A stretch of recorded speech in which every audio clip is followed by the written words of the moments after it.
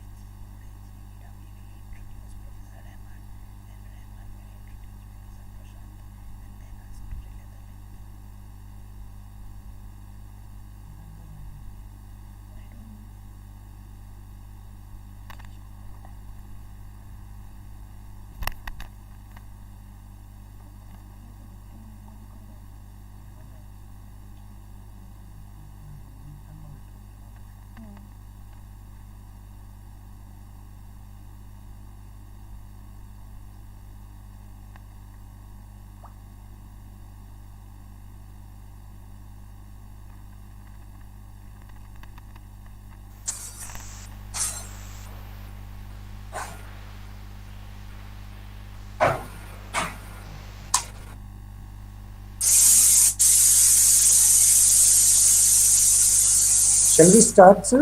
People will come and join in between. I think if you deem fit, you may. Yes, sir. Ravi. Like others will come and join in between. Yeah, I think so. We should be saving on time as well. It's 2:05 already. So Yes, let's sir. be going. Okay. Right, sir.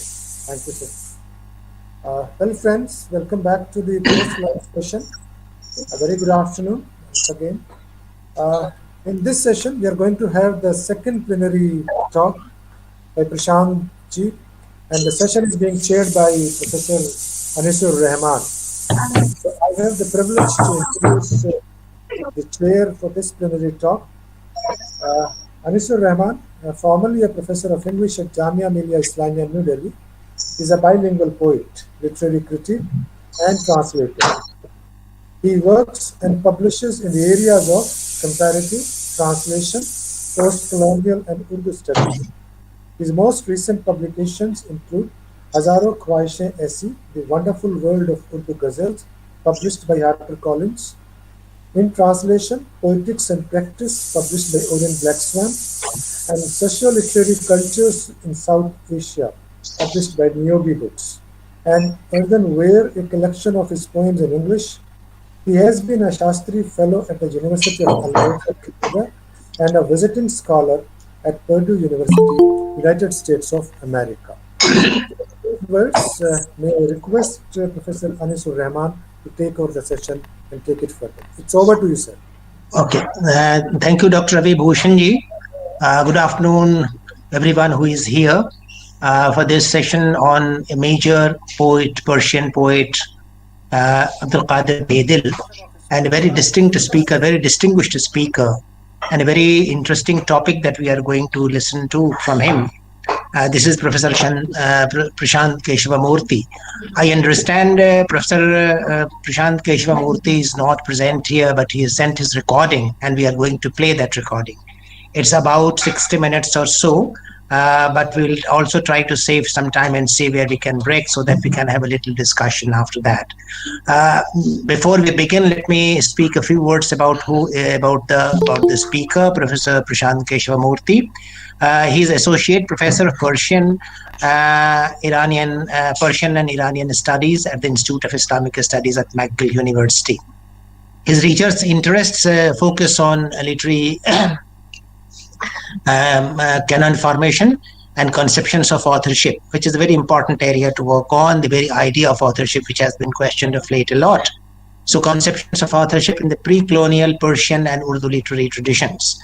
Commentarial practices in pre-19th century Persian literature cultures, literary cultures, and ethical and political thought in the late Mughal India. He is the author of a book, and I understand what he's going to talk today about also draws upon the book that he has written, and there he discusses that particular poet. So this book he's the author of that book, which is called Persian Authorship and Canonicity in the Late Mughal Delhi, Building an Ark. It was published by Routledge in 2020 and 2016, I understand, about 3-4 years ago, which is a study of the poet, politics, and poetics of the works of poet Abdul Qadir Bedil.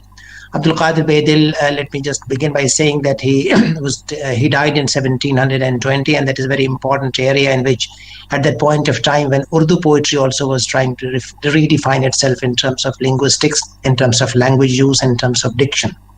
So that is a very interesting area, and that to which we will come, I understand, and later we can also take it up when we finish the talk. And Bedil and his circle. So his book concerns Bedil and his circle, and his most recent publication also will be of interest to many of us who are here, The Limits of Islamic Civility in India, which is included in a book in Islam, Canon, Civility and the Political Culture, which is published by Palgrave and Macmillan in 2020, which is the latest book.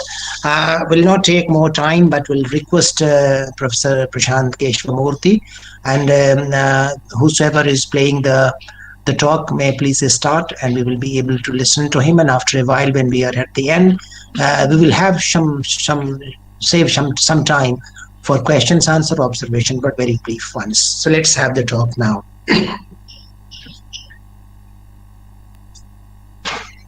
Hello. Well, I'm about to, since I'm in a different time zone, I'm sending you this recording. But I should first of all begin by thanking Professor Chandramohan for his warm invitation, and all of you for listening to me, that to a recording from the other end of the world. Thank you so much. I'm honored and happy to be addressing all of you on the topic of Persian-Arabic poetics in the context of Indian poetics, readings, recoveries, and reorientations in South Asian literatures for this conference. And I'll begin right away. In the interest of time, I should take about 45 to 50 minutes and no more. And I will share my screen with you because I have a PowerPoint. Excuse me a second, I'm just going to figure this out. There we go. And I believe you see that now. So I'll start. The modernization of poetic practice across Asia and Africa from the early 20th century onward was its increasingly exclusive identification with lyric, understood as in Europe of the time, as the verbal expression of the inner states of a biographically particular individual. The ghazal is only one of two pre-modern Persianate poetic forms, the other being the rubai or quatrain, to have survived this early 20th century revolution of free verse. It survived in Persian, Urdu, Turkish, Pashto, and other Persianate languages, which includes Gujarati and Marathi, because certain of its practitioners and readers recognized in its poetics elements of what could be recombined to meet the requirements of the preeminent modern poetic form, the lyric. And yet, the very terms in which the ghazal was admitted into literary modernism obscured the legibility of its history. What began in Hegel's exaltation of the lyric in his lectures on aesthetics as the only way in which the poet becomes what he called a self-bounded subjective entity, and in John Stuart Mill's vastly influential 1853 pronouncements on the lyric, I quote, "The peculiarity of poetry appears to us to lie in the poet's utter unconsciousness of a listener," unquote, and quote, "Poetry is feeling confessing itself to itself in moments of solitude," unquote. This was normalized in university literary criticism by 1957, when Northrop Frye declared that the lyric is, quote, "preeminently the utterance that is overheard," unquote. And Mikhail Bakhtin contrasted novelistic heteroglossia with the aristocratic monoglossia of the epic and the romantic solipsism of the lyric. This anti-theatrical conception of the lyric as the individual's whispering to herself recognizably assumes the atomistic individual of Romanticism and liberal political philosophy. Correspondingly, the many critiques of this model of the lyric, from structuralist and feminist to post-structuralist, Bakhtinian and Marxist, took the liberal romantic model of lyric as object of critique. Admitted into modernism, the ghazal was valorized and vilified as lyric. What fell out of view as a result was the value of pre-colonial models of the ghazal for a non-European counter-narrative of Persianate selfhood. What models does the pre-colonial ghazal offer us for a reimagination of the lyric subject?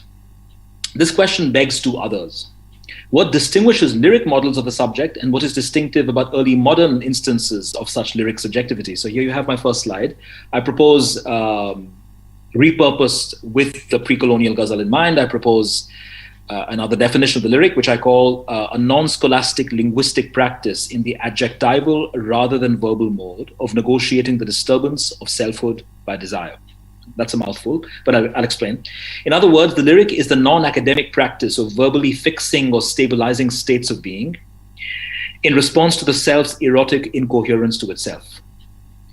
Not only are lyric responses to such erotic disturbance not verbal or action-centric, they are also not the same as disciplinary responses. The principle of a ghazal's unity lies in the semantic autonomy of its distichs and the particular oral, rhythmic, syntactic, and tropological resolutions therein, not in the institutional or madrasa disciplines by which, too, the passions might have been quelled.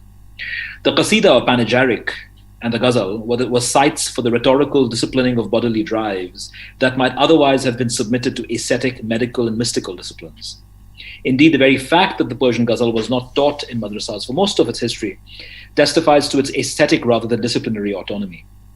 Not only did such institutional independence make the ghazal a site of popular, non-scholarly cultural literacy, it also afforded its readers an emotionally richer model of selfhood than the metaphysical austerity of Avicenna and Avicennianism or love, Avicenna being Ibn Sina, or Avicenna being the famous 10th century philosopher, the watershed philosopher of Islamic and indeed medieval philosophy in general.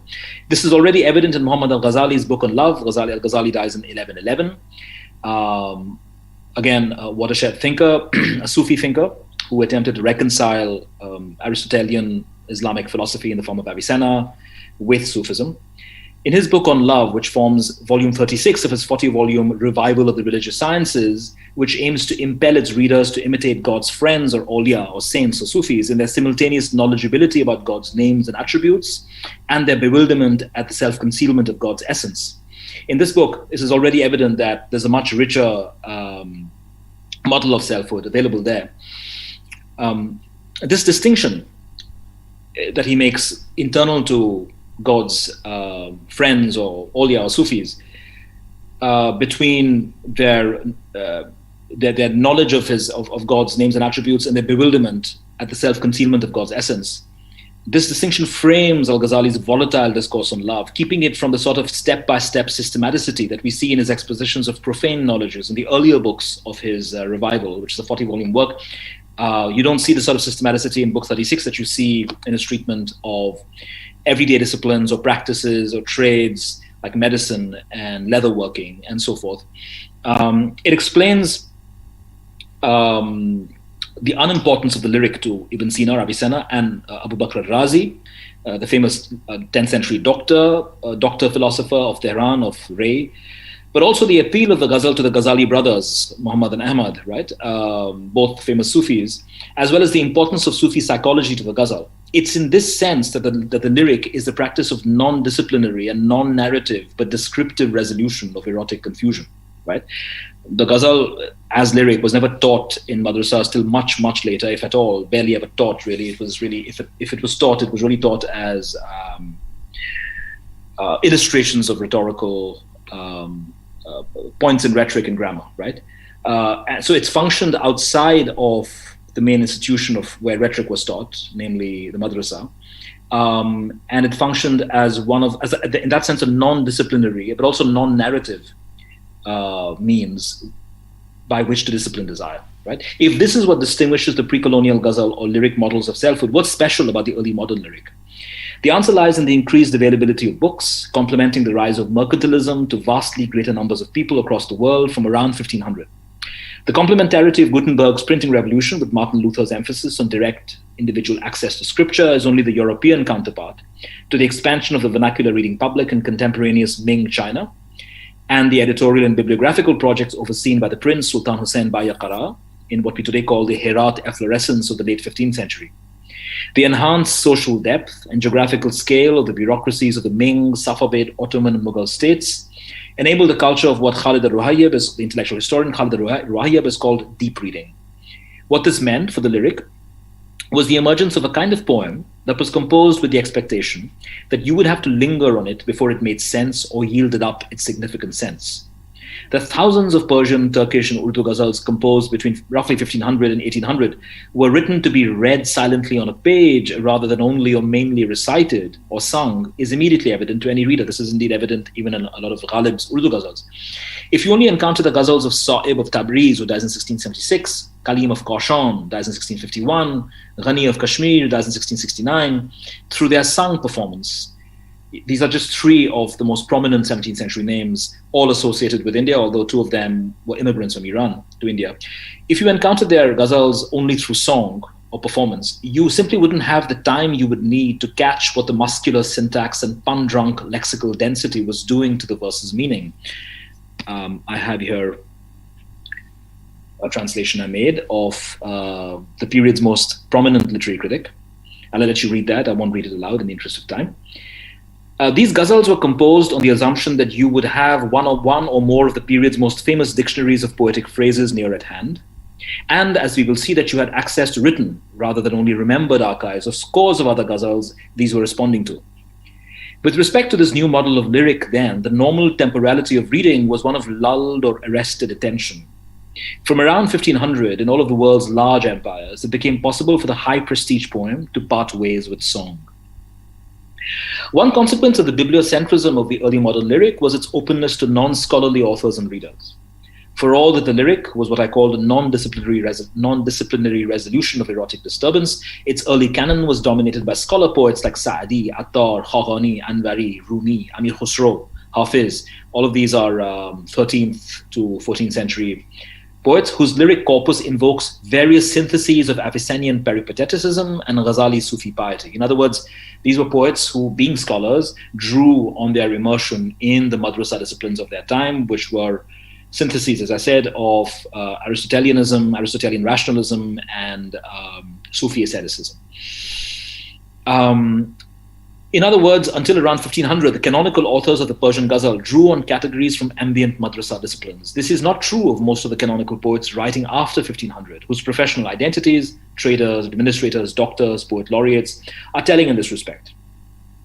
In the poetry of Sa'ib, Kalim, Ghani, Bidil, and Ghalib, among others, we observe a valorization of the poetic imagination as a faculty almost autonomous of any other, justifying the poet's often professed distance from institutional or madrasa learning.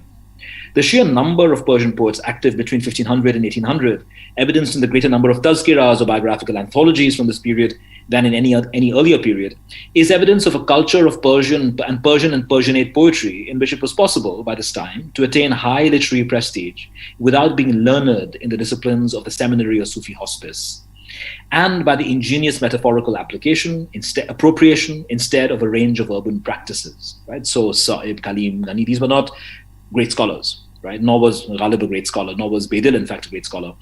They had, of course, a modicum of acquaintance with the disciplines, but their professed stance very often, even in their own ghazals, was one of distance, often Sufi distance from formal learning, which may have also justified their lack of formal learning. Very few of the greatest 17th, 18th, and 19th century Persian poets were truly scholars or polymaths in the way that, say, we can tell that Hafiz was in his immersion in tafsir and Quranic commentary, and that Sadi was as well in his immersion in the Nizamiya disciplines, in the great madrasa disciplines of his period. This is not true of the 17th, 18th, 19th century poets, right? It is to this early modern lyric milieu of poetic rather than disciplinary learning that Abdul Qadir Khan Bedil belongs, right? His dates are 1644 to 1720, and he forms the topic of my paper. The rest of my paper moves in two steps. First, to propose, by a close comparison of one of his ghazals composed in response to three others by other poets, that his poetics was bisemic, that it was amenable to interpretation in two codes at once, as lyric formulations of a theistic monism of the tradition of Ibn Arabi, the 13th century Andalusian Sufi whose metaphysics had become the default ontology of anyone educated in the Persianate world by Bedil's time, and as lyric applications of Hindu Advaitic monism in its courtly adaptations into Persian, as well as its popular presence in the verse of North India's Sant or vernacular saint poets.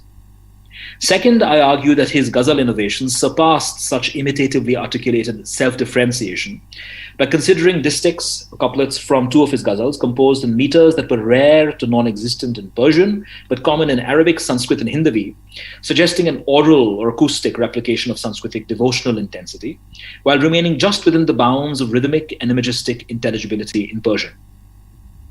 In his thus far unpublished bayaz or notebook, held in the British Library, Bedil arranged ghazals in order of poetic excellence rather than chronology, beginning with the ghazal that he thought best rendered a sequence of topoi or mazamin, its poetic priority marked by a horizontal red ink stroke above its first letter. Consider the first ghazal in the ghazal chain that opens the notebook. It's by Sa'ib of Tabriz, who dies in 1677. The prolific poet from Safavid Isfahan, whose 7 years in the courts of Mughal Hindustan were key to his literary fame, and whose corpus of around 7,000 ghazals, the largest divan in the history of Persian, was a stylistic threshold in the genre. That this ghazal opens Bedil's notebook is telling. It signals Sa'ib's paradigmatic status in Safavid Mughal literary ghazal practice, as well as being Sa'ib's poetic manifesto, his ars poetica as it were. In this case, a meta-poetic prayer for poetic inspiration addressed to the divine beloved. All the ghazals in this chain, including Bedil's, replicate this I-thou relationship, even as they treat it variously. Here is distinct one of Sa'ib's ghazal. I'll read out the original, and then I'll stop reading out the original in the interest of time. Makon bi bahre yarab az qabul dil bayanam ra be zahr chashm khuban ab de tig zabanam ra. In fact, read metrically, it will go Makon bi bahre yarab az qabul dil bayanam ra be zahr chashm khuban ab de tig zabanam ra. Right? Don't deprive my poetry, bayan, Lord, of a share in the approbation of hearts. Grant my tongue sword luster by venom from the eyes of the beautiful. This is a play on the arch topos, the arch mazmoon of the ghazal, the abjectly deprived lover and the cruel beloved, the naz or nyaz topos. Sa'ib backs up his clearly worded opening prayer of acceptance by readers by asking to be treated cruelly by beloveds. But he does this through a compound metaphor and a pun. He asks that his tongue sword be granted luster or saliva, ab means both here, by the poisoned glances of the beautiful. The second hemstick concretely backs up the abstraction in the first. This is an example of the technique of illustration, tarz-e-tamsil, for which Sa'ib was renowned and which he here uses for an invocation of what is arguably the world's oldest living tradition of masochistic poetics, the ghazal lover speaker's eroticization of the suffering his beloved inflicts on him. Empty-handedness doesn't bring the leaf fall of nothingness in its wake. Guard my rose garden from the night assault of springtimes. The second hemstick extends the image in the first of poetic speech as whetted by deprivation to lustrous sharpness by asserting that empty-handedness does not bring the leaf fall of nothingness in its wake. Possessing nothing, you have nothing to lose. As if to render this commonsensical claim strange, the second hemstick prays that his garden be kept from the night assault of springtimes. In Persian poetic convention, as in reality, springtime connotes color. Night assaults take place in colorless darkness. Either spring's assault on Sa'ib's garden would be an assault of colorlessness in what is already colorful, or an assault of colors it doesn't need because it is already colorful. Either way, the colors of the garden of Sa'ib's poetry are not seasonal or natural ones. Echoing one of the oldest conceptions of the work of literature in Persian, perhaps most famously formulated in Sa'di's presentation in 1258 in his Gulistan, a Rose Garden, of his own Gulistan, of his book, as a rose garden of poetry made up of immortal roses and therefore one of eternal spring. Sa'ib's rose garden of poetry is either his divan or that of his imagination. In either case, It is an imaginary garden whose aesthetics, like Marianne Moore's real toads in imaginary gardens, must be guarded from naturalistic interpretation. Erotic deprivation and material poverty provoke and protect imaginative creation. Grant me, parrot-like, a writing board fashioned of the mirror-faced. Don't green pistachio-like my tongue soared with silence. Distinct 3 of Saib's ghazal seems to pray for speech instead of silence, but its ingenuity lies in its entwinement of two metaphors from distinct semantic fields: the polished surface, mirror or sword, clouded with green verdigris, and the green-beaked parrot. Saib asks to be instructed in poetic speech through parrot-like imitation of the mirror-faced ones, that is, radiant ghazal beloveds. But he also asks that his tongue's sword luster not be greened with silence like a pistachio, whose physical resemblance to a parrot's beak he leaves to our imagination. Again, the poet has asked for a non-natural creativity. He wants to be parrot-like, but not a parrot.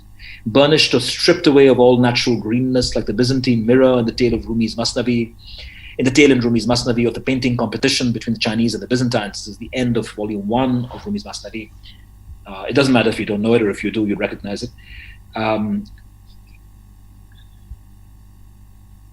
Wherever I turn from the dust of your threshold, the tip of your curling lock twists at my reins. As if to underscore this preference for outward colorlessness, Distic 4 declares that wherever the poet faces after being burnished by the dust of his beloved's threshold, he finds himself reined in by his beloved's curl. The dust of devotion burnishes natural colors away till only the beloved's black hair tip remains. The image suggests a near identification of lover and beloved. One is a curling hair tip, the other a horse rein twisted by the curling hair tip. I'm that colorful melodied bird from whom, in every garden I may be in, they steal flowers from each other's hands for my nest. Distic 5 builds on the previous distic's assertion of ascetic blackness by presenting Saib as that colorful melodied bird for whose nest people seize flowers from each other. Colorful sound, a synesthetic formulation that lets us infer that this is not natural color, but imaginary color, perhaps achieved by submission to the beloved's black hair tips. Such imaginary color, as sung by an imaginary bird, provokes readers to pluck real flowers for its real nest, an inversion of Marianne Moore's imaginary gardens with real toads in them. When, with such preening disdain, you enter the solitude of my embrace, a beating in my bones drains them of marrow. All of this, Distic 6 suggests by its indexical such and this, was the beloved's proud advent into the khalwat of the poet's embrace. Khalwat, a Sufi term of art, meaning solitary communing with the divine, by both individual and group, here suggests that Saib may well be alone in his intimacy with the beloved. The image in the second hemstick is of an erasure of the physical part of his self, in line with the earlier erasure of physical colors. His pulsing drains the marrow from his bones. But complementing its companion hemstick, it also suggests that it is the beloved who flows into the lover's hollowed bones. You granted me steady fixity, grant me motion too. You tightened my stirrup, now slacken my veins. Beg your pardon, slacken my reins. The penultimate distic retains the imagery of limbs, but turns on a tension between stillness and movement. Praying for lightness of rein or speed, R-E-I-N, rein or speed, it reverts to the image in distic 4 of the poet as a horse driven by the beloved. Light-spiritedness won't enter like dawn breeze into the garden, that it might scatter my poetry, Saib, like petals at feet.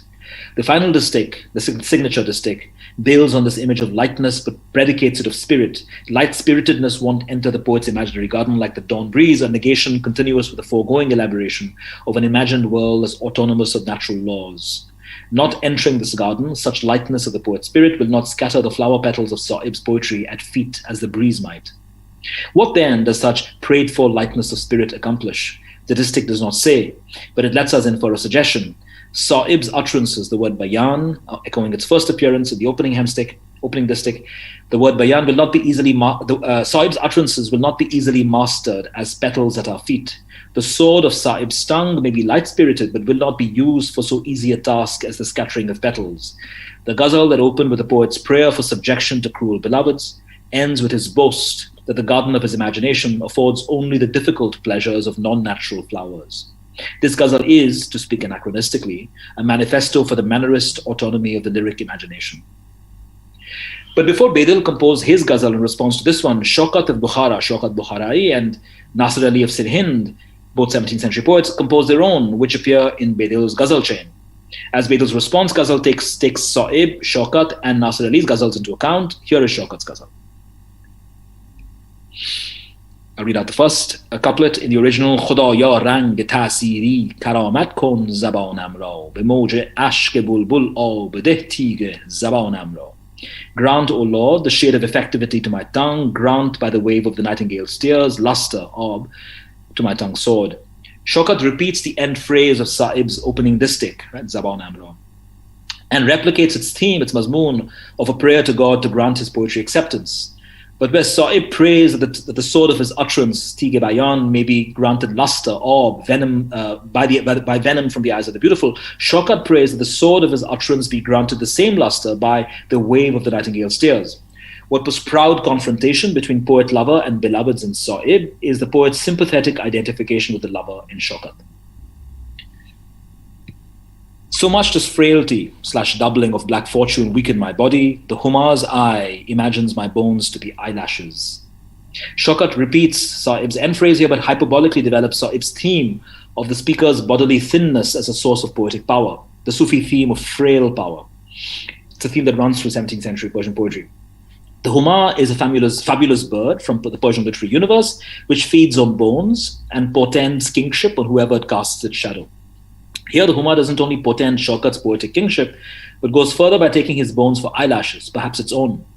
The blackness of Shaukat's fortune echoes the blackness of his eyelashes, as well as displacing the blackness of the beloved's curling hair tip in Sa'ib's ghazal onto the lover here. But there may be an irony here because the word za'af for frailty is orthographically and metrically identical to zayf, right? The way the word is spelled in Persian allows you to vocalize it as zaf or zayf. Zayf means doubling. Right, Zaf means frailty. If black fortune weakens Shaukat's body by doubling or splitting it into two, then the Huma imagines his bones to be eyelashes because it's squint-eyed, because Shaukat's frail power tricks it into bestowing kingship on him. I hope for the fragrance of a wound from the heatless rose, for it imagines my lamentation to be the sound of colors draining, which also translates as the defeat of colors. Shaukat replicates the synesthesia and masochism of Sa'ib's ghazal. Here, Shaukat is implicitly a nightingale whose melancholy song the rose takes for shikaste rang, a phrase that means both colorlessness and the defeat of color. Because the rose takes Shaukat's song for colorlessness, Shaukat hopes that it will wound him into color. But this color, unlike Sa'ib's imaginary garden of flowers of non-natural colors, will be a fragrance. What was imaginary color in Sa'ib is fragrant color in Shaukat, right? So the synesthesia is developed further. By my envy, the rose's vein resembles a cindered hair. Sweepings of the nightingale's eyelashes remain for my nest. Shaukat repeats Sa'ib's end phrase, but inverts Sa'ib's boast of being a bird of colorful song by saying that he has a nest of the nightingale's eyelashes because his envy has burned the rose's vein like a cindered hair and also implicitly burned the nightingale. Where Sa'ib's boast had color, Shaukat's has only blackness again.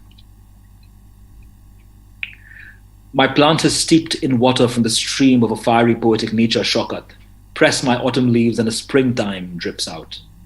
Shaukat's final distich synthesizes the vernal and autumnal metaphors of Sa'ib's second and last distichs respectively to build, Mazmun Afarini, to build on Sa'ib's idea of poetry as an artificial plant. If Sa'ib's rose garden of poetry is wintry or spring immune, Shaukat's plant is watered by his fiery temper such that its autumnal leaves drip spring if pressed. Right, so it's completely non-natural. Again, Shaukat's is one possible resolution of what begins in Sa'ib's ghazal as the notion that lyric or imaginary reality must emancipate itself from natural reality. But as the foregrounding of darkness and tears suggests, this is a melancholy lyric independence. Nasir Ali Sirhindi's response ghazal, only 3 distichs long, 3 couplets long, is the briefest in the chain. Ilahi shukhi barkh tajalli de zabanam ra qabul khatir Musa kalaman kon bayanam ra. Grant, O Lord, the splendor of theophanies lightning to my tongue. Make my poetry, bayan, make my poetry pleasing to those of Mosaic commandments. The refrain of this opening prayer echoes the opening of Sa'ib's ghazal as well as that of Shaukat, and as we will see, Bedil's response ghazal, Zabanam ra, to my tongue. As in Sa'ib and Shaukat's openings, Nasir Ali's metaphor for divinely inspired poetic speech is visual. But where Sa'ib and Shawkat's tongues are swords whetted by the beloved's venom and lover's tears, Nasir Ali's is the lightning of theophany. Where Sa'ib had sought a share in the approbation of hearts, Qabul Dil, in general, Nasir Ali seeks to please the minds, Qabul Khatir, of those of Mosaic commandments, that is, prophetic lawgivers. This is a restriction of address to a spiritual elect. Into the night chamber of nothingness, I bore the image of that fairy-faced one, that, dawn-like, it might render my bones the rising sun. The second hemstick replicates Sa'ib and Shawkat's image of the self-contained imagination. The lover speaker contains his beloved as an image of that fairy-faced one and carries it into the night chamber of nothingness, or Adam, a word connoting the nothingness that preceded creation. Nasir Ali imitates God, who contained creation in himself, as an idea. By Persian poetic convention, fairies or paris are luminous beings you can hold in bottles. Nasir Ali holds one as a khayal, a spectre of the mind. The scene is vivid. The poet withdraws into primordial darkness with a diaphanous idea so that his bones, recalling Sa'ib's beloved-filled bones and Shawkat's eyelash-thin ones, might be rendered dawn's molten rising. I leap into his lane like lightning into the embrace of restlessness or helplessness, in that hour when his ardor snatches the reins from my hand. The ghazal ends without Nasir Ali taking his own pen name, suggesting that he left it incomplete. But the last distich does echo Sa'ib's penultimate one by its image of the poet as a horse driven helplessly by his ardor for the beloved. But where Sa'ib speaks in imperatives to his God to loosen his reins that Sa'ib might gallop forth, Nasir Ali collapses such difference between self and other. He is intimate with his beloved, like lightning in the embrace of restlessness or helplessness. But betabi literally also translates as without heat or radiance, right? Suggesting faintness, suggesting a fading away of self into other at just that moment when ardor seizes his reins. Given how apt it is that he should fall silent here namelessly, perhaps the ghazal is complete after all. How did Bedil respond to Sa'ib and Shawkat and Nasir Ali's responses to Sa'ib? Here is his opening distich. سوار برق عمرم نیست برگشتن اینانم را مگر نام تو گیرم تا بگرداند زبانم را. Mounted on life's lightning, there's no riding back unless I take your name that it might transform, turn around my tongue. Like the opening verse in his models, Bedil's opening verse ends with the refrain to my tongue, zabanam ra, and is a visual image of his own poetic agency. Whereas Sa'ib and Shawkat speak in tongues that are swords, and Nasir Ali prays that the splendor of theophany's lightning might land on his tongue, Bedil's tongue, or language, is lightning itself. Furthermore, in the first hemstick, it is a horse he rides but cannot control.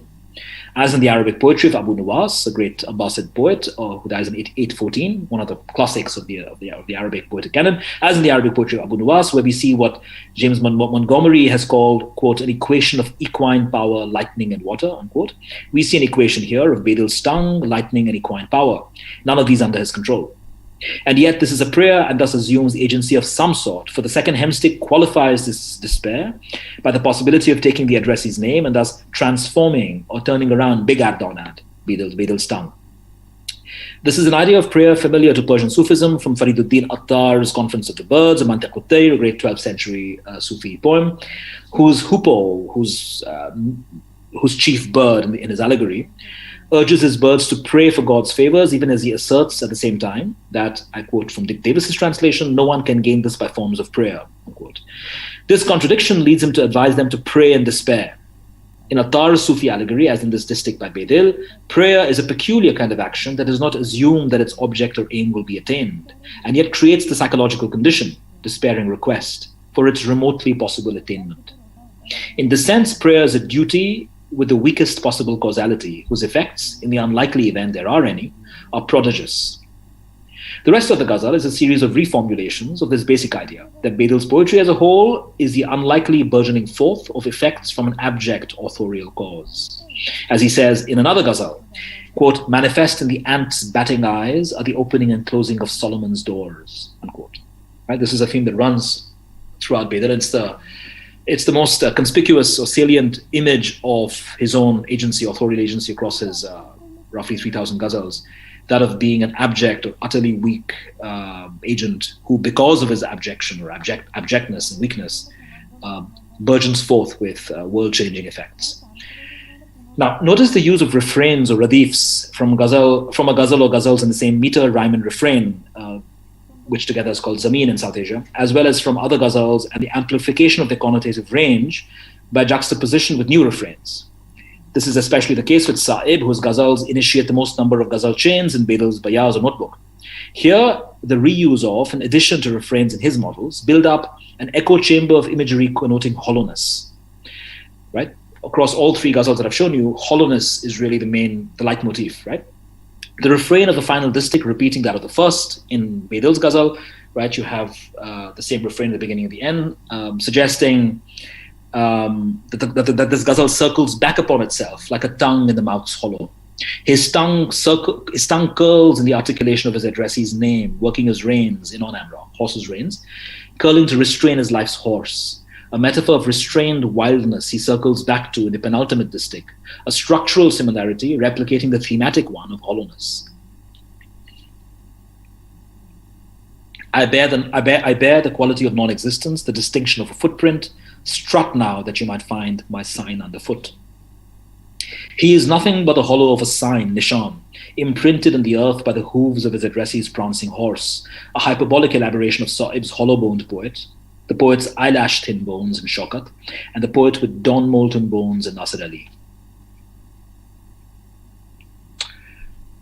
If candle-like ardor for you were to assay my power, the fading or flight of colors from my marrow would drain my bones hollow. Repeating a refrain in Sa'ib, Shaukat, and Nasir Ali, the declaration here is that if ardor for the addressee tests him, his colors would fade or fly upward. Parvaz erang means both, like those of a candle flame, draining his bones, or stakhan amra, hollow. Not even in death do I cease to speak in praise of your strutting.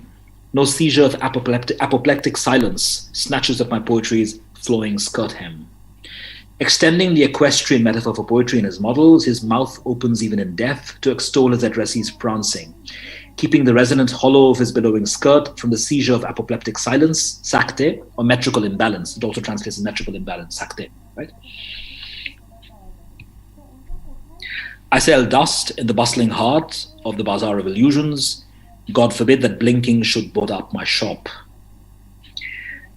Or at the head of the bazaar is also how it translates. Adding a metaphor absent in his models, Bedal stays unblinking in his sale of dust in the bazaar of illusions, lest blinking board up his shop into a dark hollow, of course, right? You must think of let's say the shops in the traditional look, instead of traditional Mughal shops, which tended to be ill-lit and small, like the ones you still have in Chandni Chowk, right? All right. By no other stratagem may the target be sought, unless the heart's breaking, wave-like strings my bow.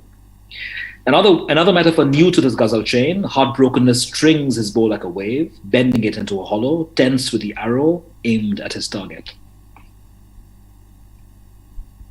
Don't seek, O poverty, humiliating or erroneous submission of one's as abject as myself. How much longer will the earth grind my sky underfoot?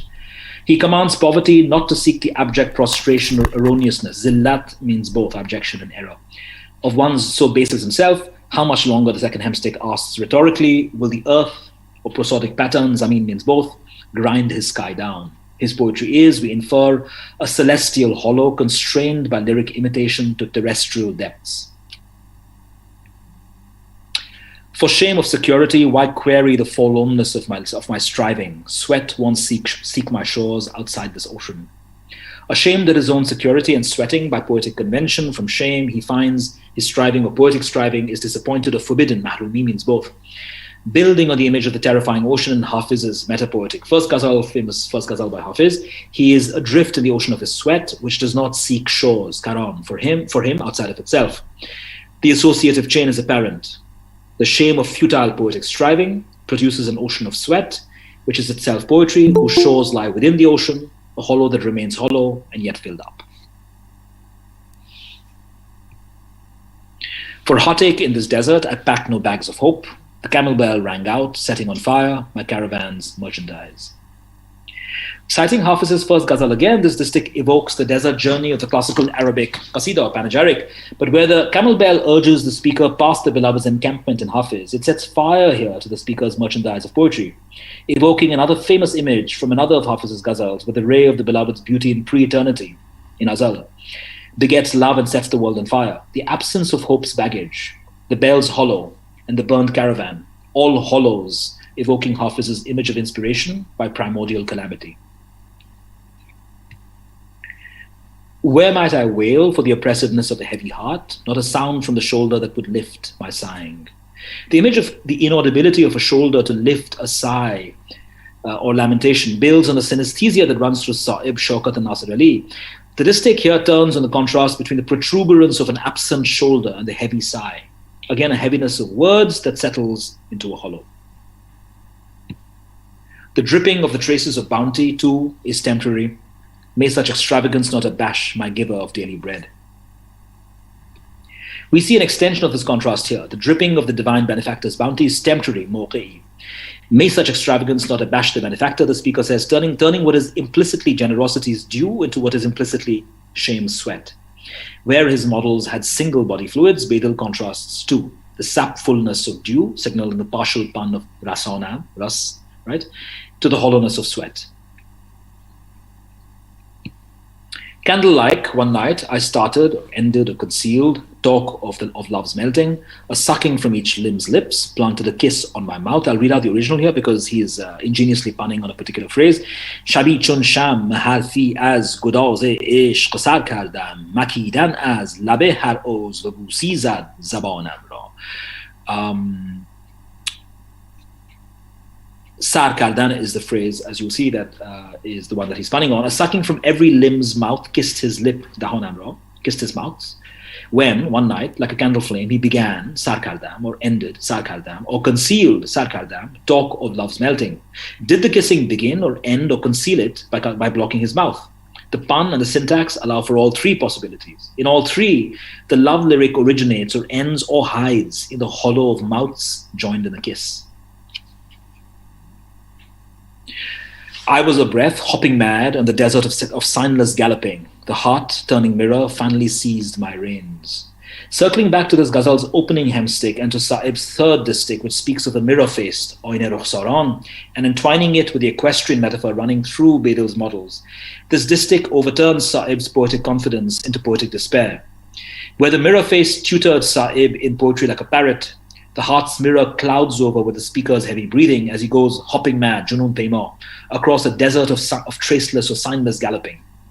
That this should be the penultimate distich is fitting because a mirror was conventionally held over the mouths of the dying to test if their breaths gave evidence of life by fogging it.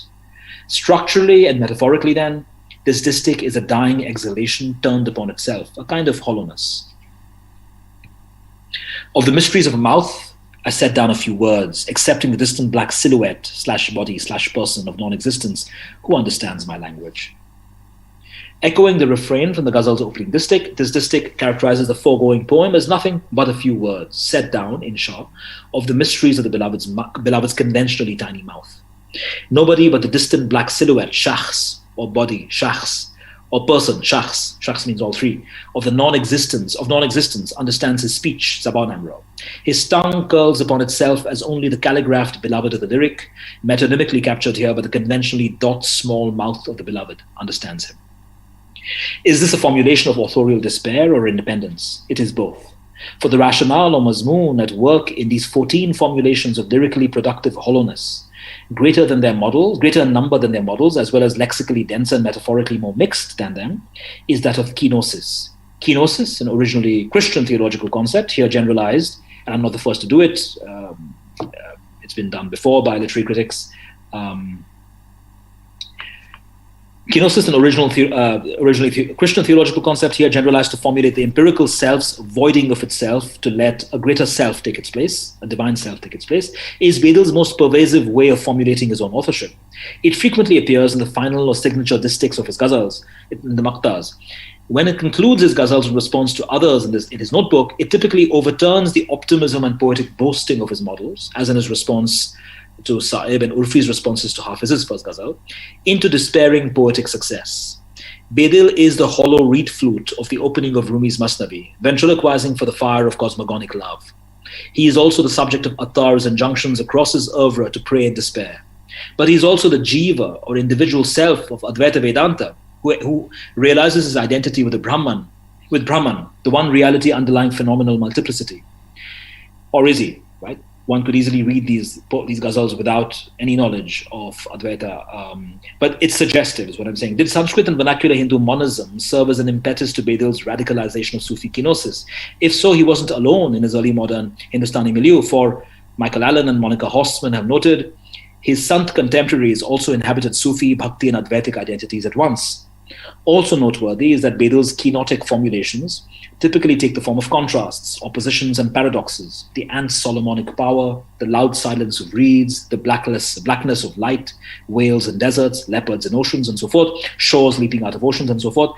Readable as elaborations of older kenotic themes in Persian Sufi imagination, these lyric formulations of powerful frailty would also have recalled to scores of his Hindustani readers the Ulat Bamsi, or so-called upside-down or inverted language of vernacular Sant or Sant Kavis or saint poets.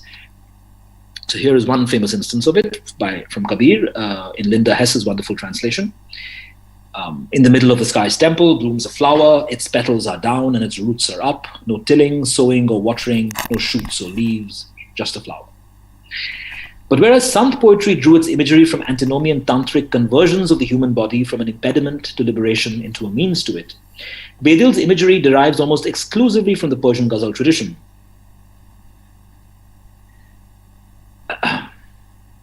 These are examples of verses that suggest structurally a similarity with Ulat Bamsi, but whose imagery itself is drawn completely from the Persian tradition, right? He couldn't have drawn on the imagery of vernacular Sant poetry and yet remained intelligible as a Persian poet. It just wasn't allowed in the genre. It was the Masnavi genre that allowed him this liberty, letting him, for example, illustrate a Rumi-like Neoplatonic cosmogony with the Yoga Vashishta-mediated Hatha Yogic tantric images of the circulation of knowledge as breath, prana in Sanskrit, nafas in Persian, in the subtle body and of its highest chakra, symbolized by the thousand-petal lotus, Sahasrara in Sanskrit, and Gule-Hizar Rang in Persian. In his Masnavi Irfan is the longest of his four major Masnavis in 1712. Dated to 1712. In this sense, the parallels in the ghazals are structural, not imagistic. You see them only if you already know the upside-down language of vernacular Hindavi, Braj, Abdi. I'm not distinguishing between those languages. If you don't, you see only his collapsings of binary opposites familiar from the Persian poetic tradition. Either way, the effect is to imply a coincidence of opposites by releasing the reader from a will to power. A coincidence of opposites that, by releasing the reader from the will to power, might let a greater power occupy him. I say him because the majority of his readers, and certainly the ones he assumed, were male. To those of his many students who were familiar with the Tantrism of North India's vernacular Sant poets, Bedel's mixing of metaphors from different senses was facilitated by his pervasive preference for eightfold forms of meters. In Persian and Urdu, you have either sixfold or eightfold forms of meters. Over 95% of his almost 3,000 ghazals are in the eightfold form. In other words, he needed more syllabic room and took up all that room, right? And so the mixing of metaphors from different senses would have been recognizable, right? Where a distich by Saeb or Shaukat might work with a visual metaphor only, Bedel's one or two or three distichs containing that visual metaphor will entwine it with an olfactory or auditory one, implying that what is true in that sensory mode is simultaneously true in others. The upshot is the pervasive impression one gets in Bedel's ghazals that the human sensorium as a whole, as in the body-affirming tantric tale of the crow Bhushunda, in the Persian translation we know Bedel read of the Yoga Vashishta, is a site for ontological disclosures. Furthermore, to the extent that Bedel may be said to have had a style, even in this densely intertextual poetic culture, its most salient feature is his invention of nominal compounds. I'll give you you already saw a few earlier, Adam Kayfiyat, qualified by non-existence, so Dashte bi Nishan Tazi, the desert of signless or traceless galloping, are cases of this from this ghazal. Elsewhere we see, I'll give you just a few examples, Tahqiq Shobhe Unwan, distinguished by inquiry into doubt, or doubt seeming Agle Ogahi Darajat, reason with multi-leveled awareness, Afsune Adze Yas Sabab, the spell of incapacity caused by despair, Kalam Harze Furush, prattle-vending words, Tabistane Bi Khudi Tamheed, a school of intuitions and selflessness, Ilm Vahamish, illusion imagining knowledge. These are common you never find in any dictionary, not even dictionaries of that time. These are ones that he invented and was reviled or revered for, depending on who who was reading him. To several of his readers familiar with Sanskrit and Hindi, these would have seemed like Persian imitations of the nominal compounding normal in those languages, even as they sounded strange in Persian. His predilection for extended uses of the izafa, the Persian genitive or adjectival marker, minimized the use of prepositions. What is a preposition in any language but specification of the mode of relation between thought and object, or object and object? To minimize the use of prepositions is to imply a collapsing of thought and its object, or object and object. The combined effect is to inscribe Ibn Arabi's monism, Wahdat al-Wujud, at least the Wahdat al-Wujud of that tradition, into his very syntax, even as his lexical compounds mimicked Sanskritic ones in his multilingual milieu. Together, these invocations and violations of lexemic and syntactic horizons of expectations in Persian came to serve as resources for Ghalib, India's last Urdu Persian poet in the classical mode. Fortifying this claim to a lexical syntactic bisemi are the 60 ghazals Bedel composed in the eightfold and sound Kamil meter, a meter extremely infrequent in Persian, though of great antiquity and common currency in Arabic. Whereas modern Persian prosodists had remarked on the unusualness of his accomplishments as just a novelty, they have failed to explain it except as a sign of Bedel's willful novelty. But the fact that it was not altogether unknown in Persian, and that through its uses in some of the mu'allaqat, or the so-called hanging odes of the 6th, 7th century Arabic, connoted antiquity, complements Bedel's claims across his autobiography that he drew his inspiration not from the canonical poets of the genre he was writing in, but from the pre-eternal emanation of Faiz. This is a neoclassical posture he shares with Azad Bilgrami in his time, and that Ghalib would later inherit in his own Persian. Sorry. This is an example of the Kamil from one of its earliest instances. You have Michael Sells' translation. I'll read out the Arabic just to give you a sense of the rhythm, which is identical to a certain Sanskrit meter, as you'll see in a moment. This is by the poet Labid, composed on the eve of Islam. Right. أفتد ديار محلها فمقامها بمن تعبد غولها فرجامها فمضافي الريان يري رسمها خلقا كما ذمن الوهي سلامها. Right. But the eightfold and sound Kamil would also have been intelligible to Bedel's Hindustani readers as identical with the Sanskrit and Hindi meter Harigitika, also called Gita sometimes, right? Gita and Prakrit, Harigitika and Sanskrit, suggesting that he wanted to exploit the possibility Dr. Ravi, how much time do we have? Ambient languages. For Professor those who Philip are Lutgendorf, great scholar of Avadhi, showed me how the Harigitika functions or features. Could you please tell me how much time do we have? Sir, we have 5 more minutes about. But then we have some discussions also, if that's desirable, I understand. Yes. How long is this lecture? No, Anis Saab, let me intervene. The speaker himself has said that we can end his lecture after 50 minutes. This I have already conveyed it to people. So better we just stop it and then you can go ahead. I think he has made his points quite well, and I think that we are at the end of the talk. So if we deem proper, because we are left with 5 minutes or so, maybe some of our participants would like to make some points, and then after that, if possible, I'll add up a few. So can we stop here, or do you want to listen to the entire talk? Yes. He himself has said. So we can stop here.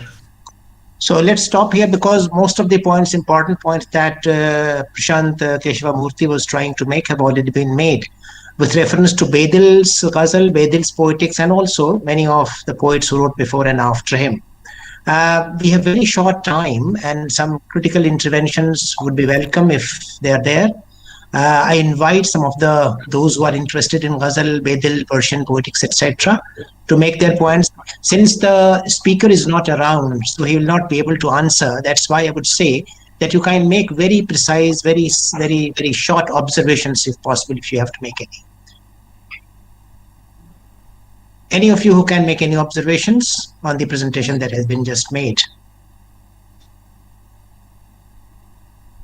Please come forward if you have any observations to make.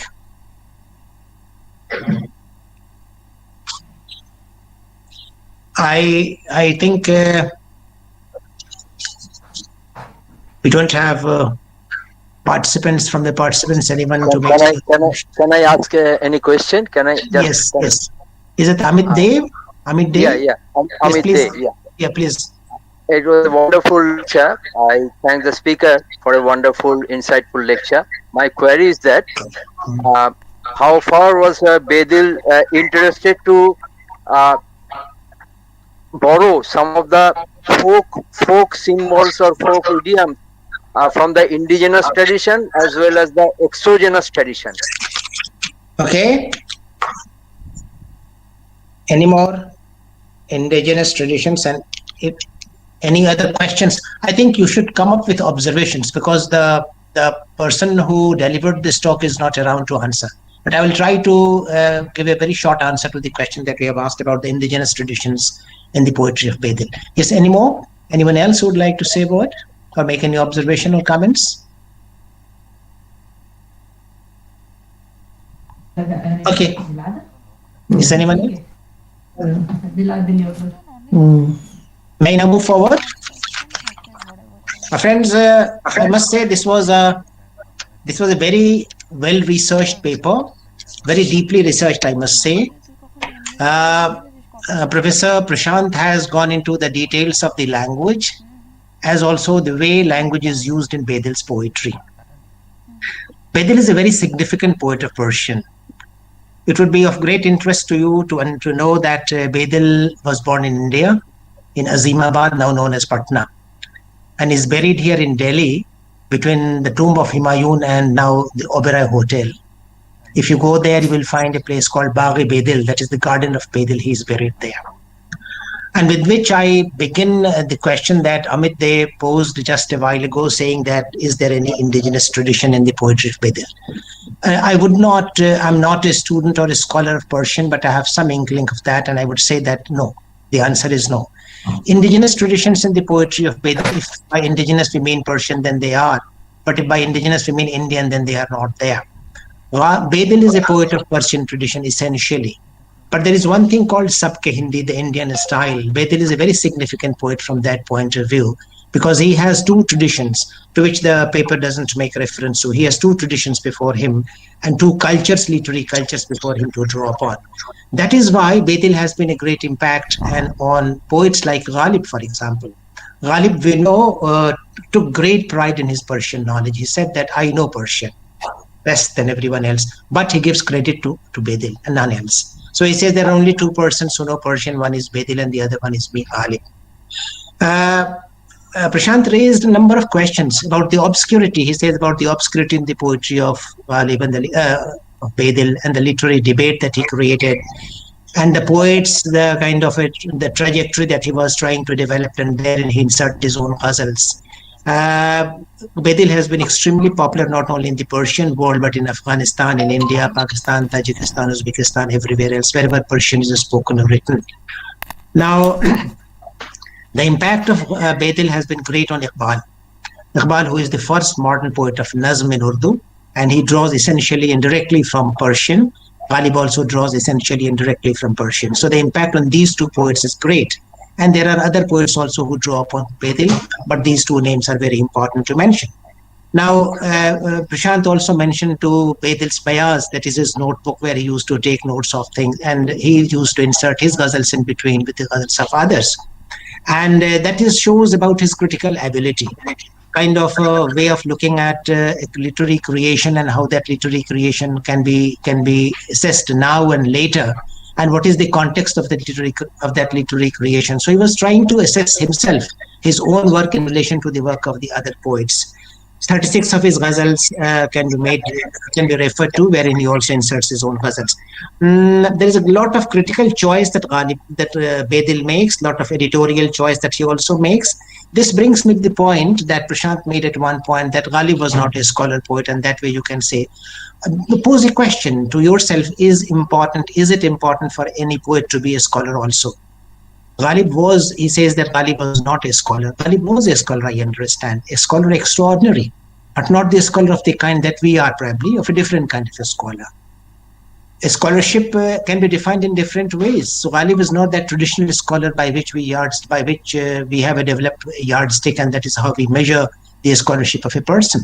As we have several interpretations and definitions of literature, but the way we interpret literature today, similarly, the whole idea of a scholarship, and if a scholarship is important for a poet to have to be able to write poetry, that is a question, big question that he has left unanswered, and I understand that needs our attention greatly.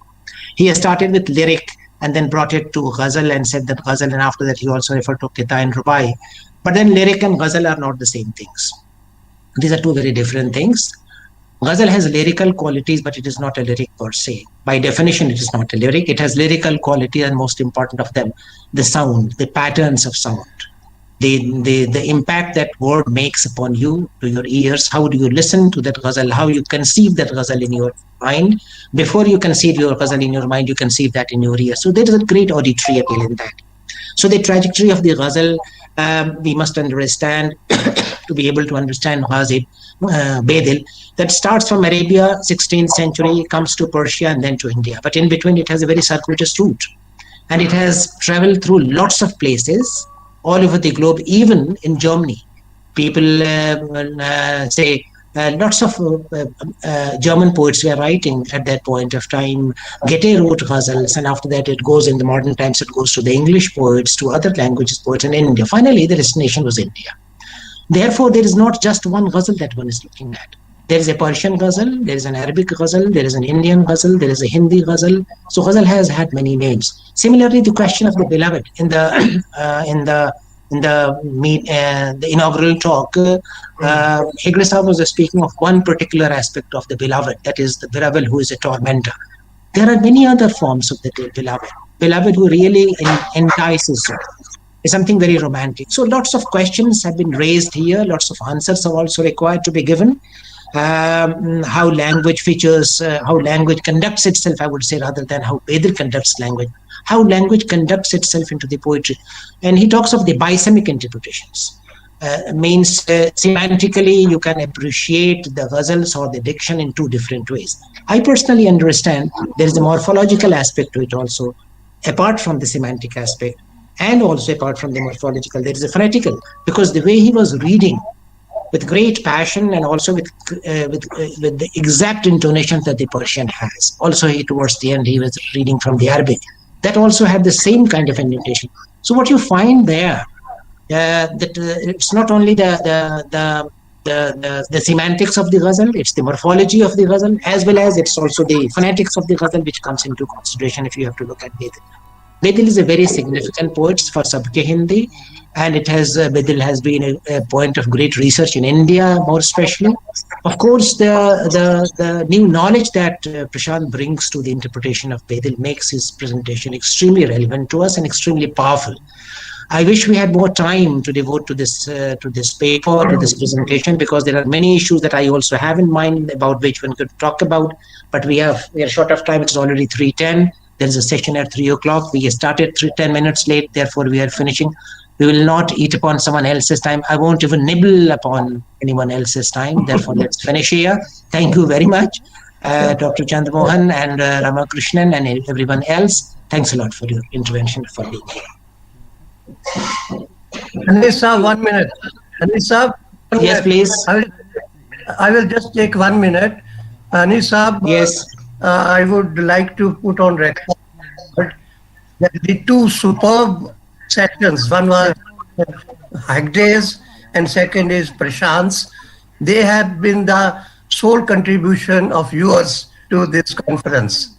You initiated Hegde to us, and then Hegde nominated him, and they have set the tone of the whole conference. You are really... we all work together, Chandramohan ji, we all work together. I highly respect Satyanarayan Hegde for his scholarship. He is next to none. He's a superb scholar of Persian and Sanskrit. yes. The way he can recite endlessly and the way he can speak about endlessly. My salutes to him. And I'm really, Hegde Sahib, there was no time in the first session because in the presidential address, in the keynote address, you can't make any observations except for the person who's sharing. But in the second session, of course, we are running late. but all regards to you, especially because you were very hard pressed at the home front. You had some pass through rough weather because of this COVID in the family. And in spite of that, you took time out. Oh, yes. Grateful to you, Yes. grateful to you, sir. Grateful to you, Vigre sir. No. And we surely will draw upon, as Ramakrishnan ji said, that will surely take you paper in the book that we will be publishing henceforth, and it is going to be a great contribution. Okay. Thank you again. Let's very move much. forward. Let's move forward to another session now. Thank you. Now, Raviji, please take over to the next session.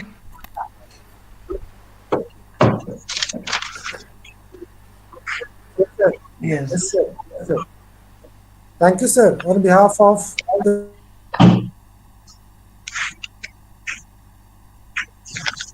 such a nice way, and not only conducting the session but also sharing his thoughts and explanations on the great poet Bedil. Thank you so much, sir. Thank you. Now we move on to the first panel discussion of the conference. The panel discussion is chaired by Professor Kavita Punjabi, and there are three speakers today: Dr. Ipsita Haldar and Dr. Kashaf Ghani. And the panel discussion is on reading through an Arabicate Persianate South Asia issue and multilinguality. So I have the privilege to introduce the chair to the audience. Kavita Punjabi is Professor of Comparative Literature and Coordinator of the Center for Studies in Latin American Literatures and Cultures at Jadavpur University, Kolkata. She received her PhD degree in Comparative Literature from Cornell University and has been a recipient of the Mellon Fellowship, USA, the Safest Post in the South Asia Writing Fellowship of the Social Science Research Council, New York. She has worked extensively on women's studies. She was the editor of Jadavpur Journal of Comparative Literature. She is also an activist in the Indian women's movement and in the Pakistan India People's Forum for Peace and Democracy. She has authored Oral History of the Tabant in Bengal,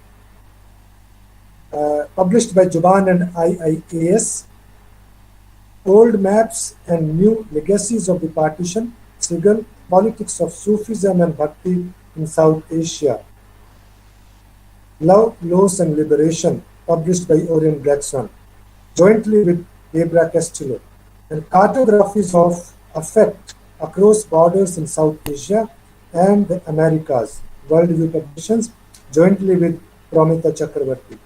Women's Contesting Culture, Changing Frames of Gender Politics in India, and a special issue of the Jadavpur Journal of Comparative Literature on Dalit narratives and the testimonial genre. I have great pleasure in inviting Professor Kavita Punjabi to chair the first panel discussion of the conference. Over to you, ma'am. May I just have a question? Ravi Bhushan, I don't understand you very well. It is very, very slow. It is not loud at all, your voice. So I don't know whether it is a question of microphone or why it is. I don't know. No, ma'am. I hear the others. I hear them very well. They speak. It is a louder transmission, but yours, it's not loud enough for me. I apologize for it. I'll try to be louder. Well, thank you. Yeah, thank you so much. It's over to Professor Kavita Punjabi.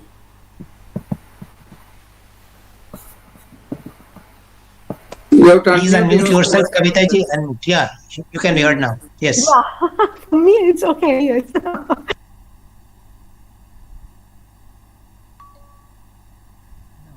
We can't hear you, No, we Kavita cannot ji. hear you. We can't hear. You have to unmute.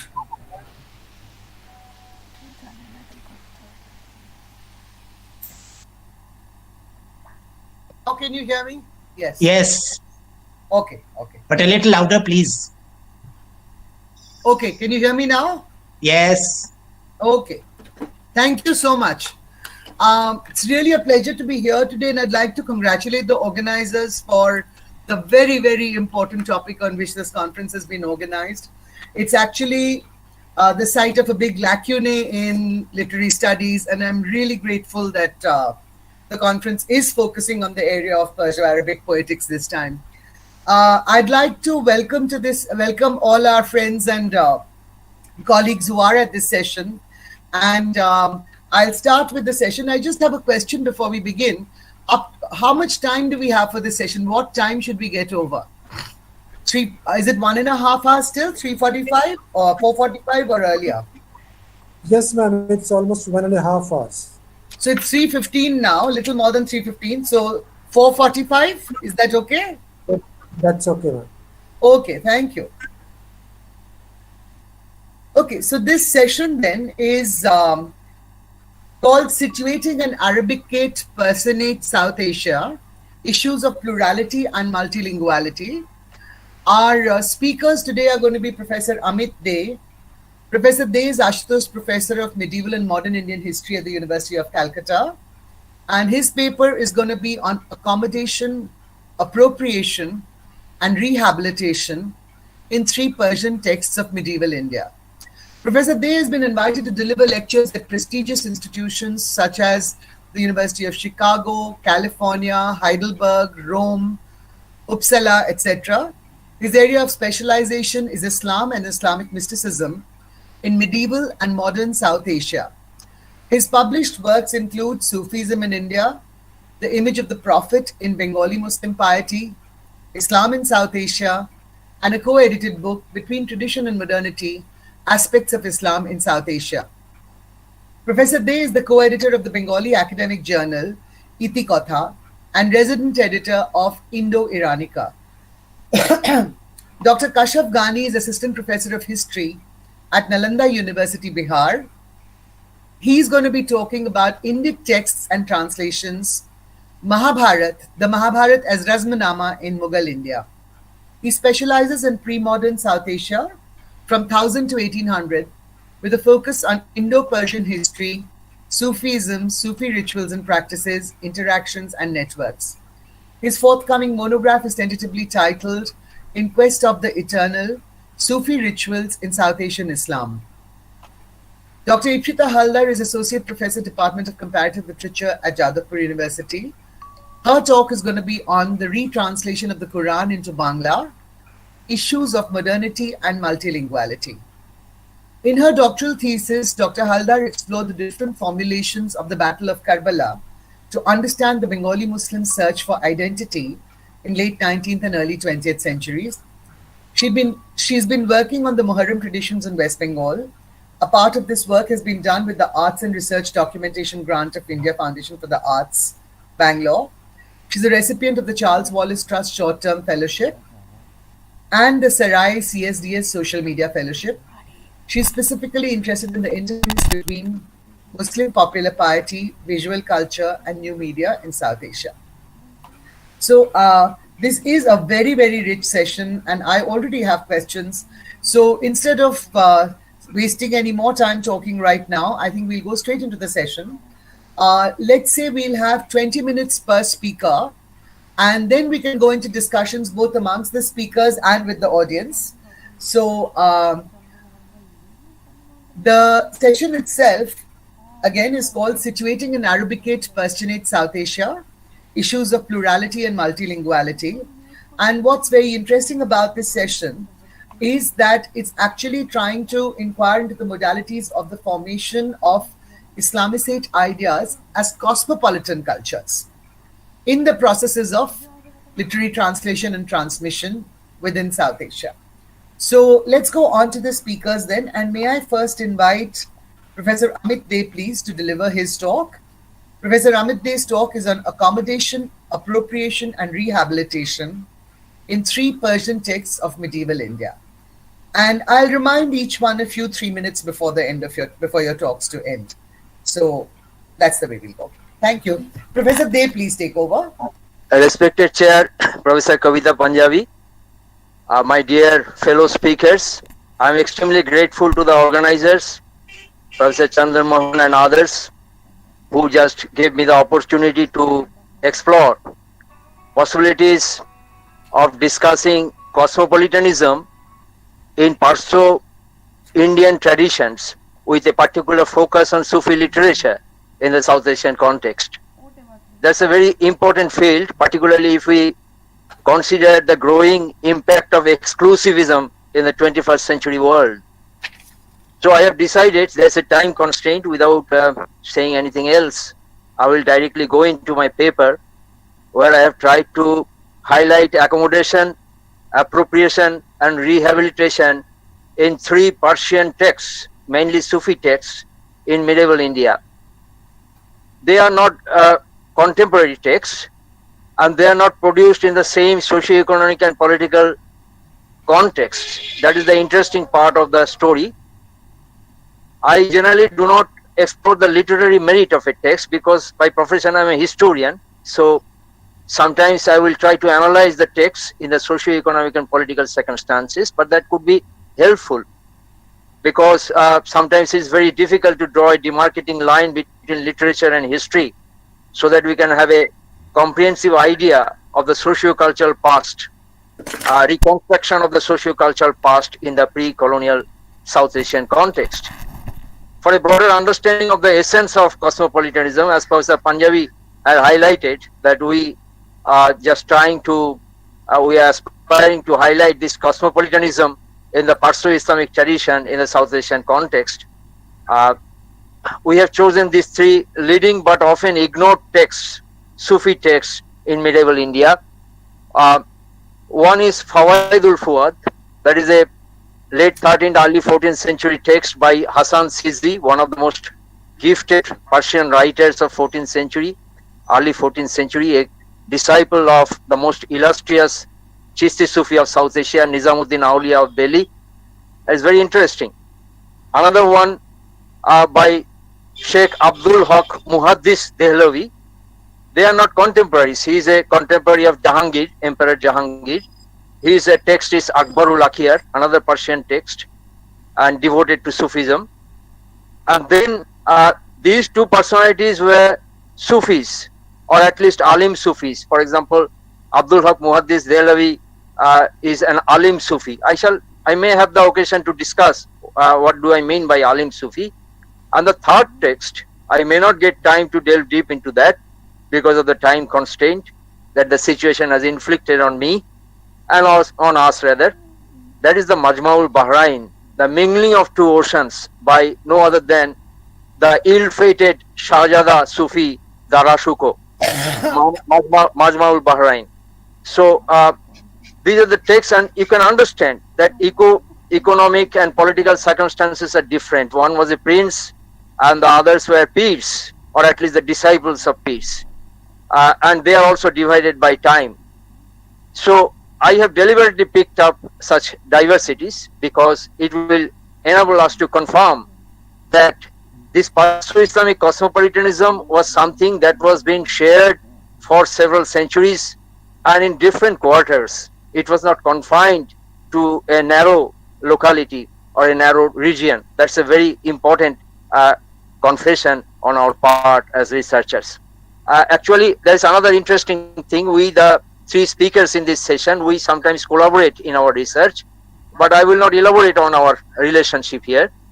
We have collaborated and have carried out many researches relating to Sufism, Karbala syndrome, and other aspects of Perso-Islamic tradition, which engulfed South Asia over several centuries. Then Sizzi, actually, as you can understand, Hasan Sizzi was a contemporary of Amir Khusru, was a contemporary of Zia Barani. So these convergences are very important.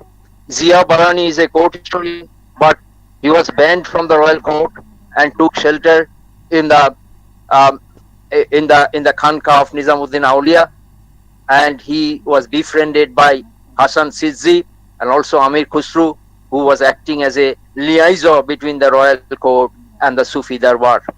So these are very important connections. Without referring to such connections, we cannot discuss the text. And Abdul Haq, who bordered on conservatism, but the intriguing side of the story is that Abdul Haq Muhaddis Dehlavi. You can understand from the name that he was an expert on Hadith, Muhaddis Dehlavi. Another important side is that if you carefully follow his full name, Muhaddis Dehlavi. So there is a metamorphosis of the Ashraf identity from extraterritoriality to Indianness. He is taking pride in his Delhiite identity like Nizamuddin Aulia Dehlavi. This is very important aspect.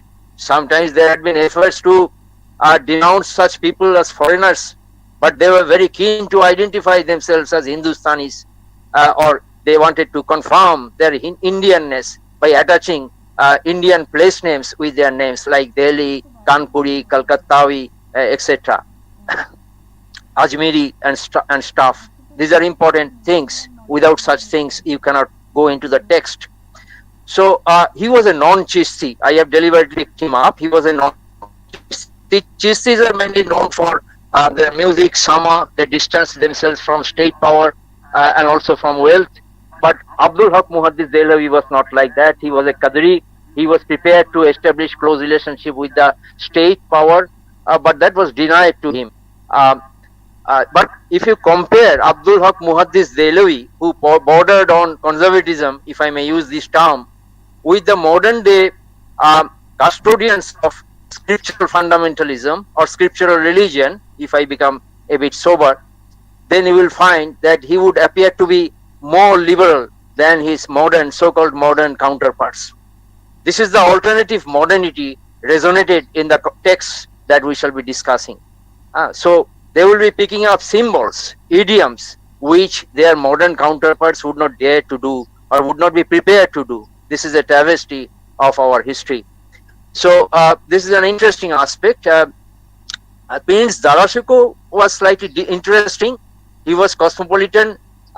We can prove that cosmopolitanism in Darashiko just by demonstrating his proclivity towards different Sufi silsilas, including the Chistiyas and the Qadriyas, who were different, as I have already indicated.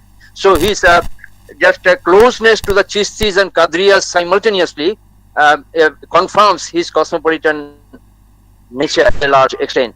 We shall have occasions to come back to that. But Qadriyas are under-researched in our history. Actually, Sulle Kul was introduced by the Qadriyas, institutionalized by Akbar the Great. Peace with all. When Elizabeth, Akbar's contemporary, was practicing exclusivism in England, and the French monarch, another contemporary of Akbar, was driving out the Huguenots or the Protestants from the soil of France, who would be taking shelter in Switzerland and other parts of Western Europe, contributing to the industrialization later on. That's an interesting story. They were skilled workers, the Huguenots, and they are still making watches in Switzerland. I mean, at least their descendants. So this is interesting. So socio-economic circumstances are associated with this movement of religion, texts, and religious belief pattern or ritual dynamics. That is very much important. That is true in Europe. That is also true in the Indian circumstances. Darashiko particularly was a firm believer in collaboration with non-Muslims. Actually, his private secretary was Chandrabhan, and he demonstrated through a non-discriminatory attitude towards different ascetic and esoteric orders that is resonated in his Safinatul Awliya, a book on the Sufis, a notebook on the Sufis, where he included even those orders who had no relationship with him, no personal attachment with Darashiko or the royal court. Inclusion of women, another important dimension, because the Punjabi might be interested in that. Inclusion of women in esoteric practices, culminating in the engagement of Jahanara, the daughter of Shah Jahan, his sister, Darashiko's sister, in esoteric programs. These three texts reflect creative efforts to accommodate and appropriate subcontinental socio-religious traditions, along with a concern to rehabilitate some of the marginalized elements, including women and vegetable vendors, farmers, and so on. But I will not get the time to delve deep into such stories. This paper aims at escorting the readers through the multiple proclivities mentioned above within the ambit of co-mingling of Perso-Islamic legacy and endogenous traditions, and also to note their significance in the context of medieval and modern South Asia. With these few words, since time is ticking out, I will be highlighting only on one text, but this is a representative text so far as our project is concerned, so I can safely rely on this particular text by Hasan Sizzi, a contemporary of Amir Khusru and Zia Barani, and of course a disciple of Nizamuddin Auliya, the most illustrious Sufi saints. But before going into the text, I must make you aware that these people, they were Turks. Nizamuddin Auliya was a boy when he came to Badayun, and he was a Turk. After going back, he lost his father early. He spoke to his mother, who was an empowered mother. When he accompanied his son to India, Sultana Razia was ruling, and they were elated to find such female empowerment in South Asia. Razia was another Turk, because in some of the Turkish tribes, it was customary to just train them as horse riders, and other military skills were just inculcated in their growing up process. And this is very important. That's why Sultana Razia and Bibi Zulekha, the mother of Nizamuddin Auliya, they were all Turks. And the tribe, some of the Nekal Havisi in these tribes of the Turkish stock. So this is important. They spoke Turkish language when they went back home, including the Mughals who were Tuktai Turki people. But they accepted Persian as the official language.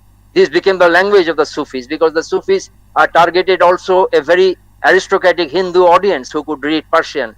This was the beginning of interfaith dialogue. So that's why even you will find that the contemporary of Hasan Sizzi, his friend, Hasan Sizzi's friend Amir Khusru, was combining classical and the vernacular. Persian, Beya brother, and Brajo Bhasha, Aure Bhai, Benoshi mother, Boitre Mai.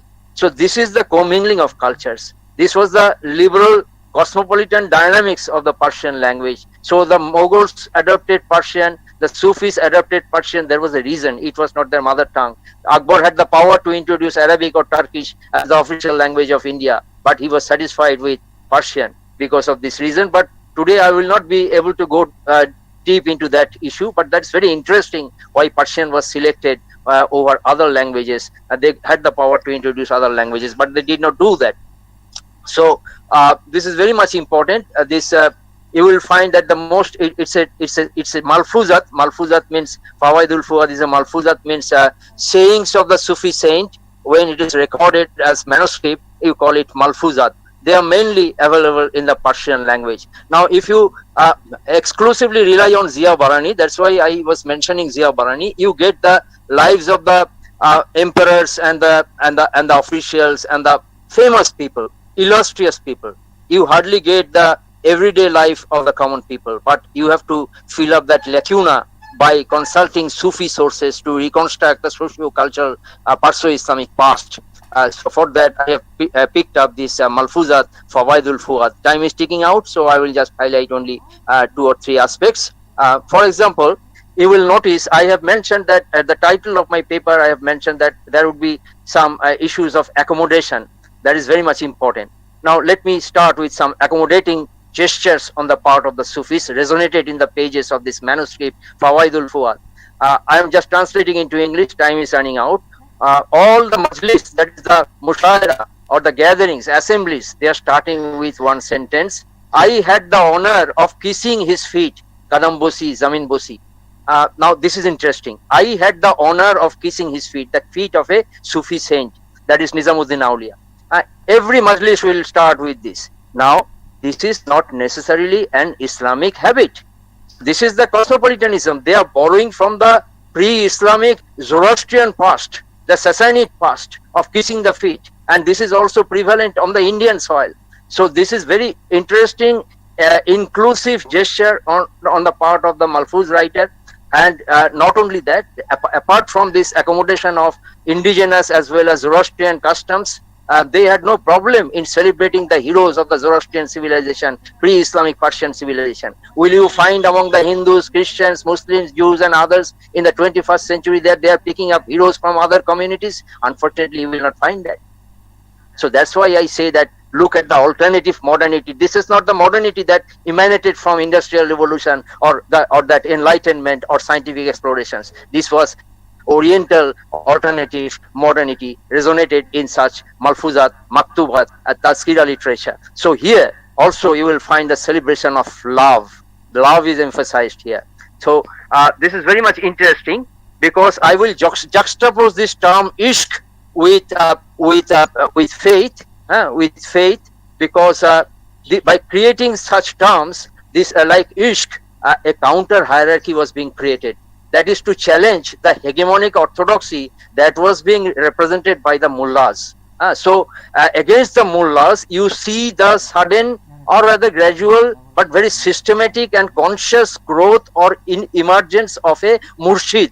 A murshid is encountering a mullah. And if you borrow the terms of that German sociologist Max Weber, this is two types of charisma would go with this sort of a making or building of a character of or a leadership quality among the Sufi murshid. That is the hereditary charisma as well as acquired charisma.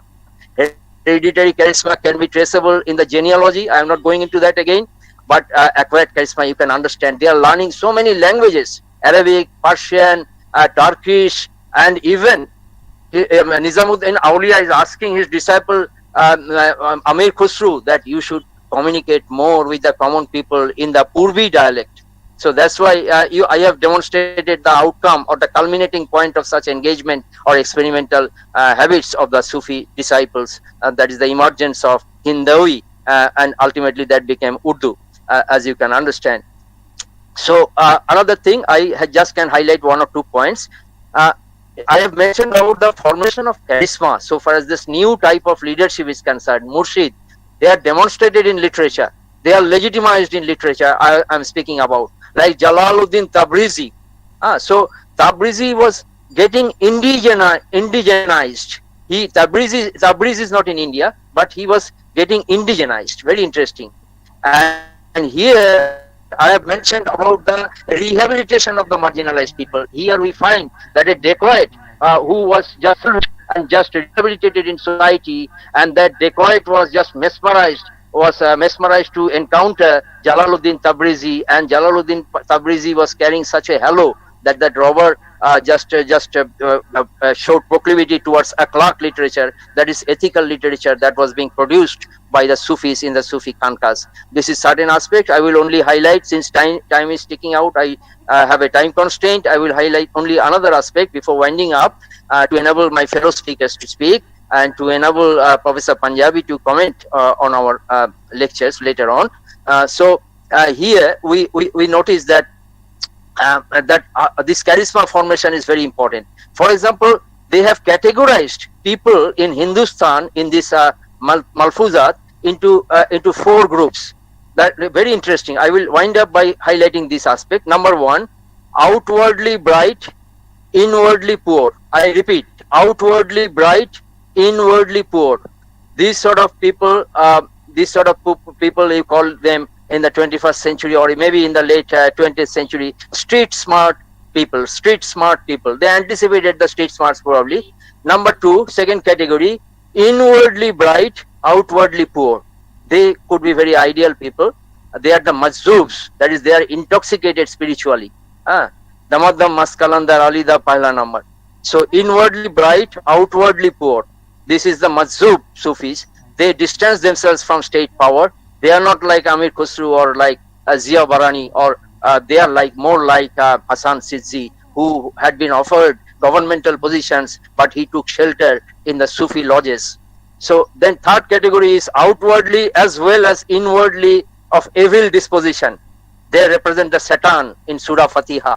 They represent the Satan, and you should distance yourselves carefully from such people. They are the villains. They are the Yazids in Indian civilization. If Sita might have opportunity to highlight on this aspect. For example, later on, this tradition continued because in the Zari songs of Bengal, that is a version of Marcia of Upper India and Hyderabad. So in that song, Robert Clive appeared as this third category, like Yazid-like character, and Shirajuddullah became Hussein, the martyr, the supreme lover of Sufi philosophy. So the fourth category, I talked about the charisma formation of the Sufi saints, the murshids who rivaled the mullahs so far as the creation of a counter hierarchy is concerned in the South Asian context, with some characteristic features of Perso-Islamic liberalism and alternative modernity. That term, which was a catchy term even accepted by Goethe. I had the occasion to visit his house, and he preserved the letters in Persian which he received from his Persian counterparts. That is also a part of enlightenment. I am not going into that. So this fourth category is these people are blessed internally as well as externally with spiritual qualities. They are the Mashaykh. They are the Mashaykh like Nizamuddin Auliya. And again, I wind up by saying that look at the title Nizamuddin Auliya is using, at least his disciple Hasan Sizzi in Fuaidul Fuad is using.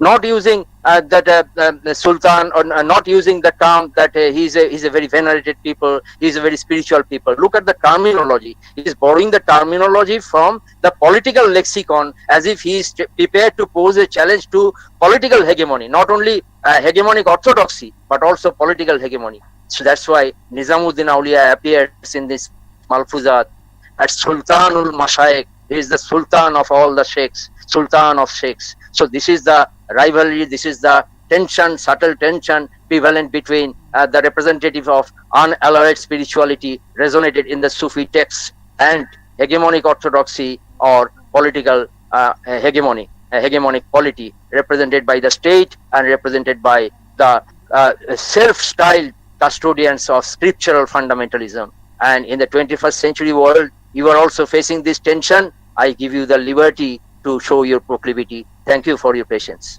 Thank you so much, Professor Dey. And this was amazing. Exactly 20 minutes you finished.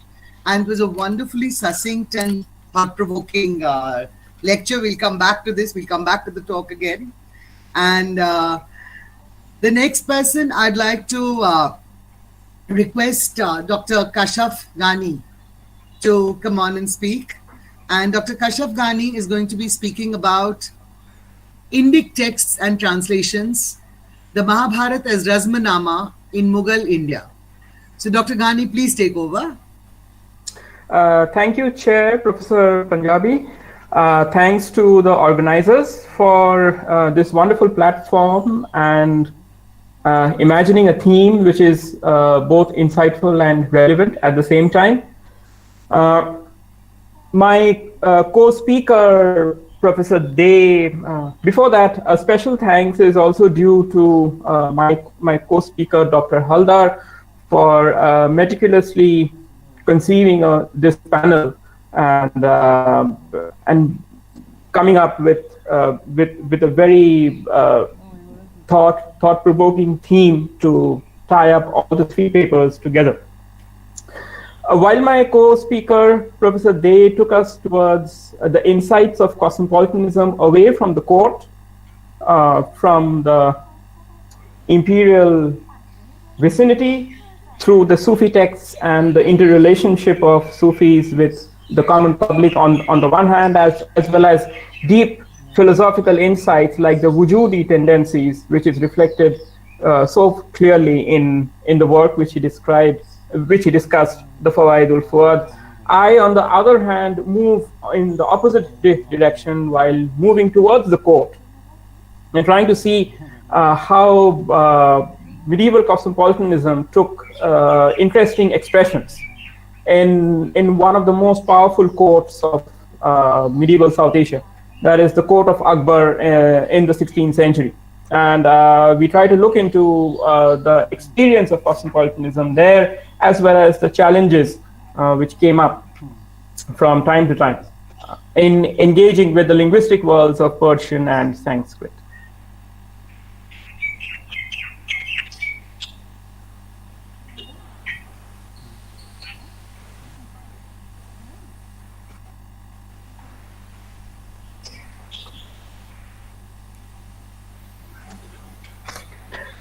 In 1556, when Emperor Humayun, Akbar's father, met with a fateful accident that robbed him of his life, even before he could settle down properly on his return from Delhi to Persia, Jalaluddin Muhammad, all of 14, was seated on the throne.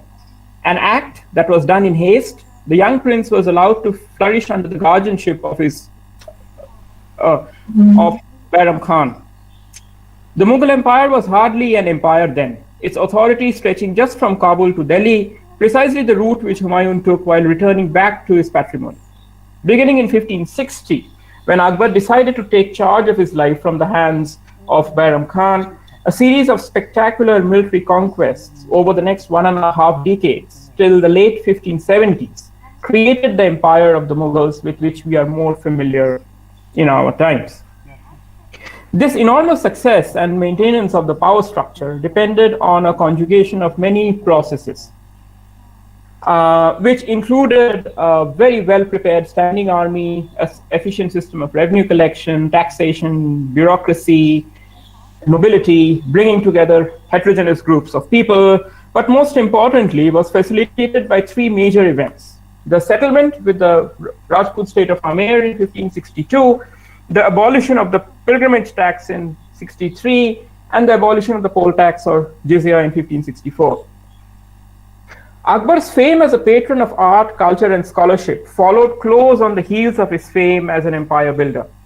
Within a decade of abolishing the jizya, Akbar established the Translation Bureau, or the Maktab Khana, in his capital at Fatehpur Sikri. His task, or rather the task of the Maktab Khana, was cut out. It was meant to translate two imperial visions into action, expanding the realm of Persian with the aim of making it the official language of the Mughal Empire across the court and the lower sections of the imperial bureaucracy. Towards this end, all office holders, clerks, scribes, accountants were made to learn Persian through madrasas. To facilitate this program, a multi-tiered language training curriculum was developed as well. It was meant to expand the realm of the language as the prestige language of the empire, a position that was once commanded by Sanskrit, thereby defining the imperial identity through a uniform set of Persian cultural traditions. Satisfied with the progress of the Translation Bureau, riding on the rapid spread of Persian throughout the empire, Akbar embarked on his second agenda, the ambitious project of translating Hindu epics for a Persianized audience. In 1582, the Maktab Khana was entrusted with the responsibility of translating the Mahabharata. Following imperial orders, scholars set out to translate all the 18 books of the epic into Persian, including the Harivamsa, which details the life of Krishna as an incarnation of Vishnu. It took a team of scholars, both Muslims and non-Muslims from diverse backgrounds, years to finish the work, to be titled as Razamnama, the Book of War, and remained as one of the extensive translation projects ever undertaken in the Mughal Empire. Coming to processes and the people, various kinds of people involved, the Mughal historian Abdul Qadir Badauni has a very interesting observation which I have put up on the slide, which basically gives an insight into the different kinds of individuals involved in this exercise. Badauni's own perception of the epics of the Mahabharata, his skepticism coming from his own background as a conservative cleric, and his inability to live up to the expectations of Akbar. Thereafter, following which the task was transferred to another set of scholars who finally took it to a satisfactory conclusion. The exercise was initiated under the supervision of Naqib Khan, the historian, Mullah Shiri, the poet, Sultan Fanesari, the fiscal administrator, and Badauni himself. It was then translated into elegant prose by Faizi.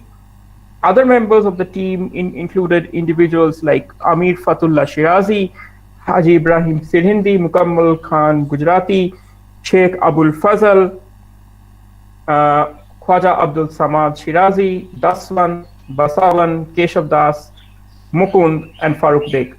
As mentioned in the colophons, this bench was ably assisted by Brahmins who could read Sanskrit. Dev Mishra, Satavadana, Madhusudan Mishra, Chaturbhuj, and Sheikh Bhavan were the scholars coming from a Sanskrit background. Their deep involvement and collaboration was imperative for such a major translation project. This pool of talent who are responsible for producing the illustrated and non-illustrated manuscripts of the Razamnama were Central Asian and Persians attached to the Mughal court, descendants of families arriving in the preceding centuries from the greater Islamic world, local Indian Muslims, Hindus, as well as Jains. This created an intellectual environment with much scope for intercultural, literary, and artistic exchange under the patronage of Emperor Akbar, who was repeatedly recognized as the driving force and the fountainhead of remarkable energy behind such projects. Interestingly, nobody involved in the Mughal translations had a strong command over both Persian and Sanskrit. Only a few people were proficient in both the languages and be attached to the court of Akbar and Jahangir. Krishnadasa and Kavi Karnapura both were writers of bilingual Sanskrit-Persian grammars. Siddha Chandra claims to have known Persian, but not much work is there. However, none of these individuals were directly involved in the translation of Sanskrit materials. Translations therefore took place through a successive stages of interpretations from Sanskrit to Hindavi, a shared vernacular, and finally from Hindavi to Persian, in a process of collaboration where none of the participants had a great command over both the languages. The Mughal Razamnama was not based on a single source. It combined at least 2 Sanskrit versions and some oral stories as well. The final selection of the text was a likely outcome of a discussion and debate among Brahmin translators and Persian scholars. According to the lead translator, Natib Khan, the vernacular translations of the Sanskrit texts were communicated orally and not through intermediary written text. This would be reinforced through this short note in one of the colophons of the 1599 manuscript of the Razamnama. The dominance of orality in the translation exercise is also attested by Abul Fazl Alami in his preface to the imperial edition of this work. The individuals participating in the exercise are described by Abul Fazl as learned people and linguists from both communities who are distinguished by their impartiality and fair-mindedness. The accompanying illustration depicts 2 seated groups of people reading, writing, and engaged in an animated discussion. The Muslim scholars are gathered on the upper portion, sitting on a floral arabesque carpet, while the Brahmins occupy the lower portion, sitting on a floor with a checkered pattern. In costume and physiognomy, the 2 groups are largely indistinguishable, except for the beard and the foreheads adorned with tilaks. Majority of them wear the jama, or the Mughal robe, and the turban. The text at the top of the image mentions that scholars and linguists of both groups sat together in one place with sources that were agreed upon as reliable and working towards a common objective. Using their expert knowledge, they translated the epic into a common language. The marginal note in the bottom left explained that the linguists of both groups, Muslims and Brahmins, wrote out the Mahabharata together along with Sheikh Abul Fazl. The Mughals, particularly Akbar being the first to undertake such a translation project, most certainly on this scale, there was no top-down set of instructions that guided Mughal translations. Imperial histories never mention a manual in this regard, nor offer a full-fledged theory guiding this kind of an exercise. Individuals working at every step shaped the text and manuscripts that became the defining works of Mughal literary culture within the Indo-Persian tradition. Individuals with a mix of imperial, vocational, and cultural affiliations, along with diverse religious backgrounds, had various roles to play, where one's religion hardly ever determined his contribution. This cosmopolitan attitude is reaffirmed through the participation of artists in the Mughal imperial atelier, or the Tasveer Khana. Once the initial translation of the text was finished, the emperor and other patrons would commission illustrated copies of the text. And this would be an exercise taking place throughout the late 16th and the early 17th centuries. These paintings incorporated an array of Indian and Persianate visual traditions, and by building upon the relevant textual translation, these paintings communicated key aspects of the narrative to a Persian-speaking audience. For example, a skilled Hindu artist like Keshav Das exhibited creativity and versatility in masterfully executing Persianate scenes, Indian images, and even the earliest known Mughal depiction of Christ's crucifixion. His talent, rather than his Hindu background, accounted for him being one of the 17 artists singled out for praise by Abul Fazl in the Ain-i-Akbari.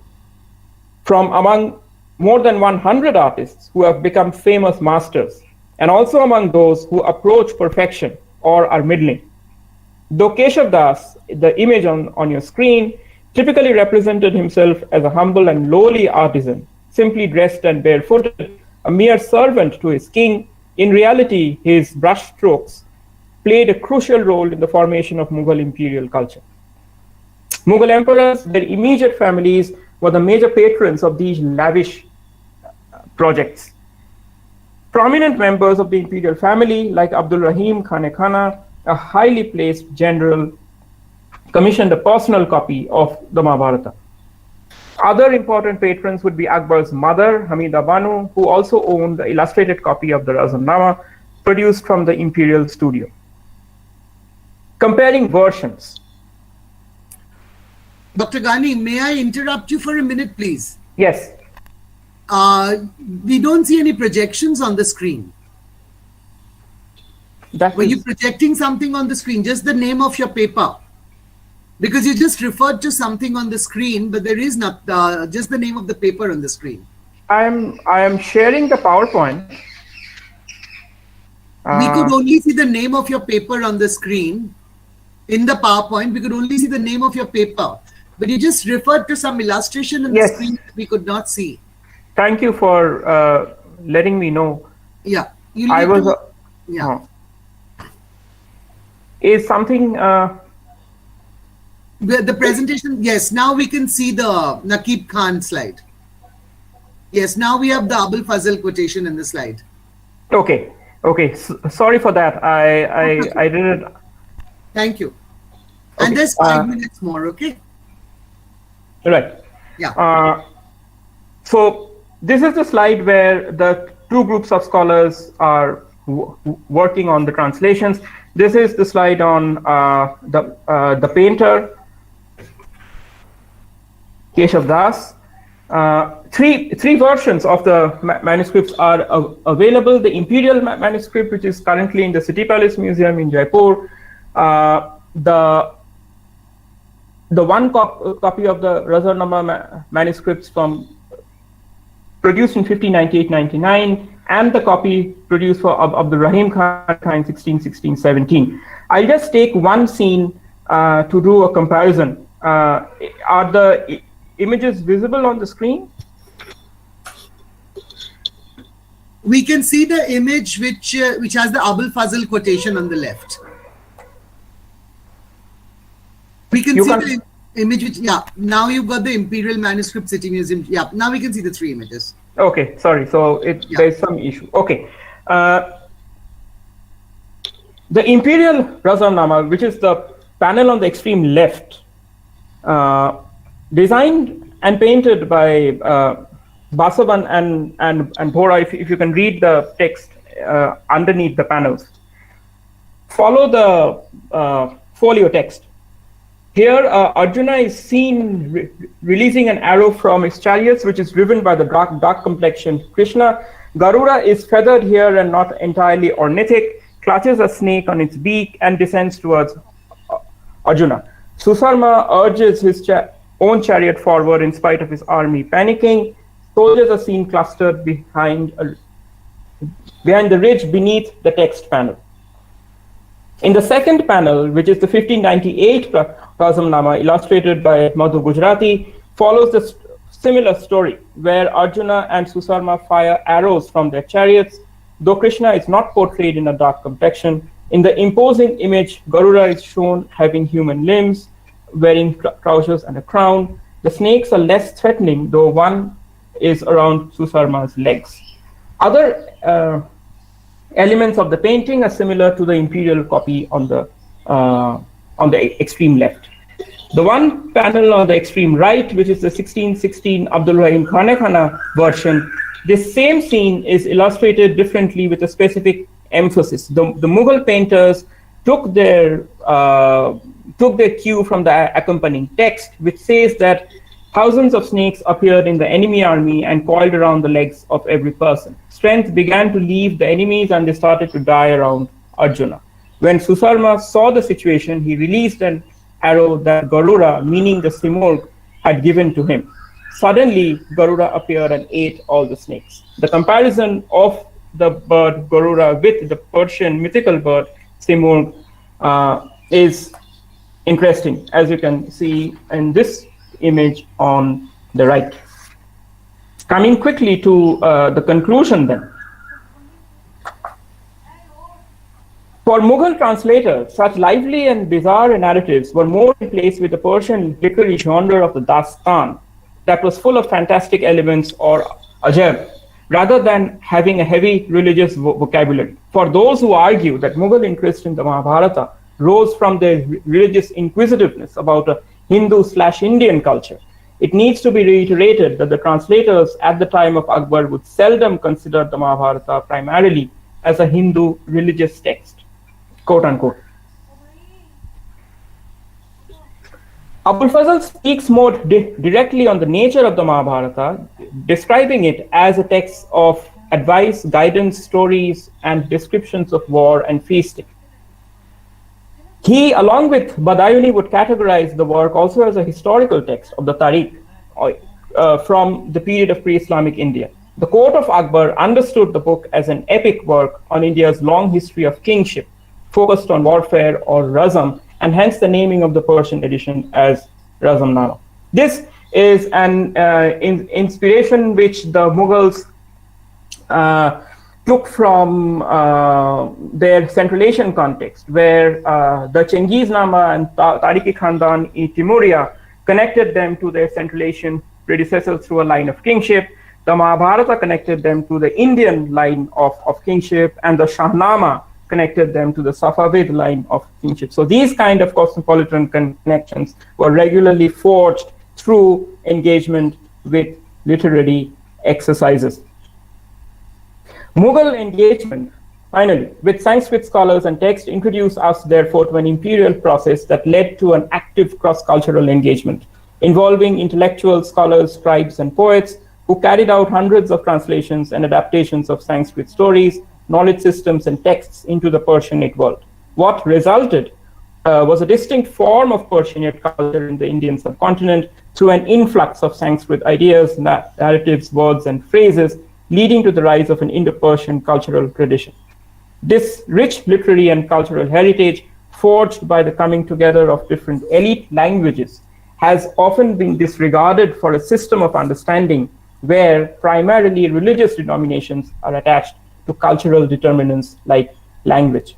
Rather, fusion of Indian and Persian approaches created such manuscripts like the Razamnama, where the text and the images worked out in tandem to define the contours of an Indo-Persian rather than an Indic or Persian aesthetic culture. Such creativities that spanned across multiple textual and visual worlds continued to take place long after the actual process of translation was completed by scribes and copyists. Thank you. I'll stop here.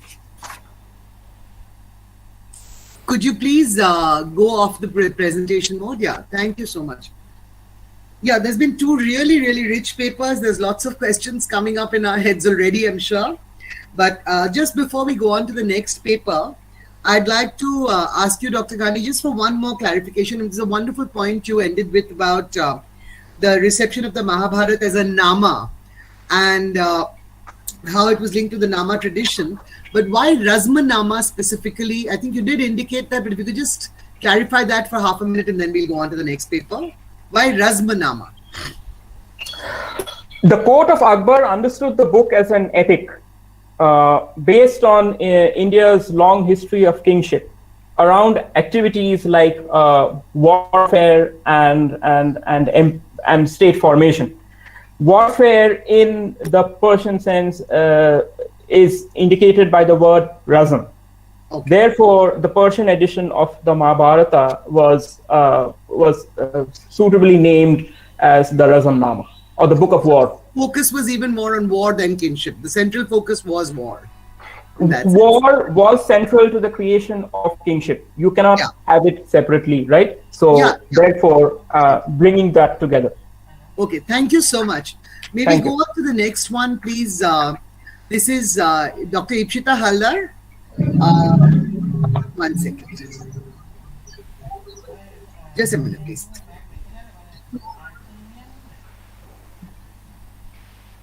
Okay, so Dr. Haldar's paper is on the retranslation of the Quran into Bangla, issues of modernity and multilinguality. So we decided to do this chronologically. So we're coming into the most contemporary, well, the most modern, not contemporary, the most recent of the periods that are being presented upon today. So, Dr. Haldar, could you please start? Thank you, Professor Panjabi Kavita Dev, for introducing me at this conference, and I'm really thankful to the organizers for giving me the opportunity to share my ongoing research project here, and special thanks to Professor Chandra Mohan and Professor Shayantan Dasgupta. So, after the brilliant explorations of the Persian cosmopolis in an early modern India, in and outside the court, outside the Mughal court, by my co-panelists, I'll go straight away to the colonial times. To interrogate the notions of the cosmopolis, for me the Arabic cosmopolis, when the national sensibilities were emerging in the region. And I'll be engaging with the issues of modernity and multilinguality in the context of the retranslation of the Quran into Bangla.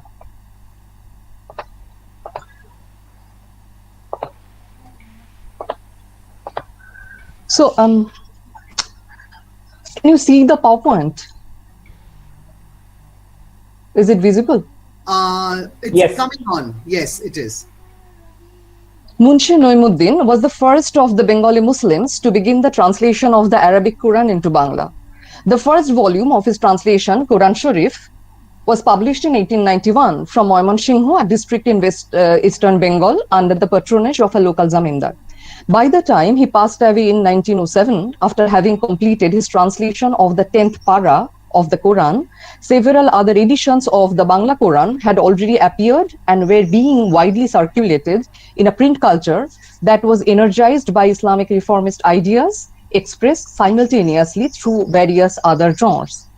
Such translations affirm a collective effort to bring the untranslatable divine word to Bangla, to provide the Bangla-speaking Muslim masses an access to the basic truth of Islam, the revealed knowledge, hitherto unattainable in their mother tongue. They also indicate an energizing print market where Quran became a lucrative affair.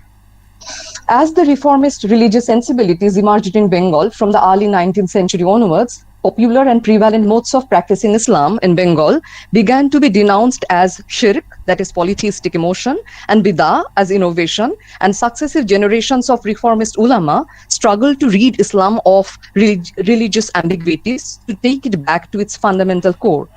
In this context of Islamization and Arabicization, translation of the Quran into Bangla was key to positing the central tenets and values of Islam, and in sensitizing the community about the oneness of Allah, the Prophet Muhammad as the interlocutor guide of the right path, and conveying the notions of sin and redemption and the day of judgment.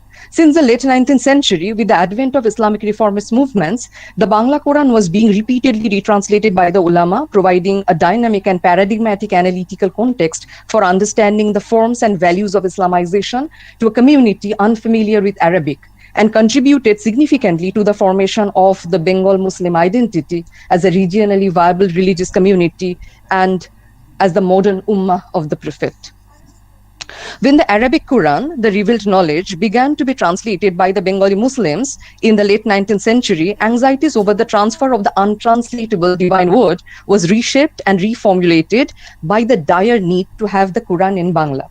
The constant pull between mother tongue Bangla and Jatiyo language Arabic, retranslation addressed the complex issues of translatability of the untranslatable divine word in the context of the Jatiyo identity formation project of the Bengal Muslims. I intend to propose a reading of the retranslation of the Quran, not as an autonomous reformist sacerdotal tradition, but as a part of literary historiography and colonial modernity of Bengal.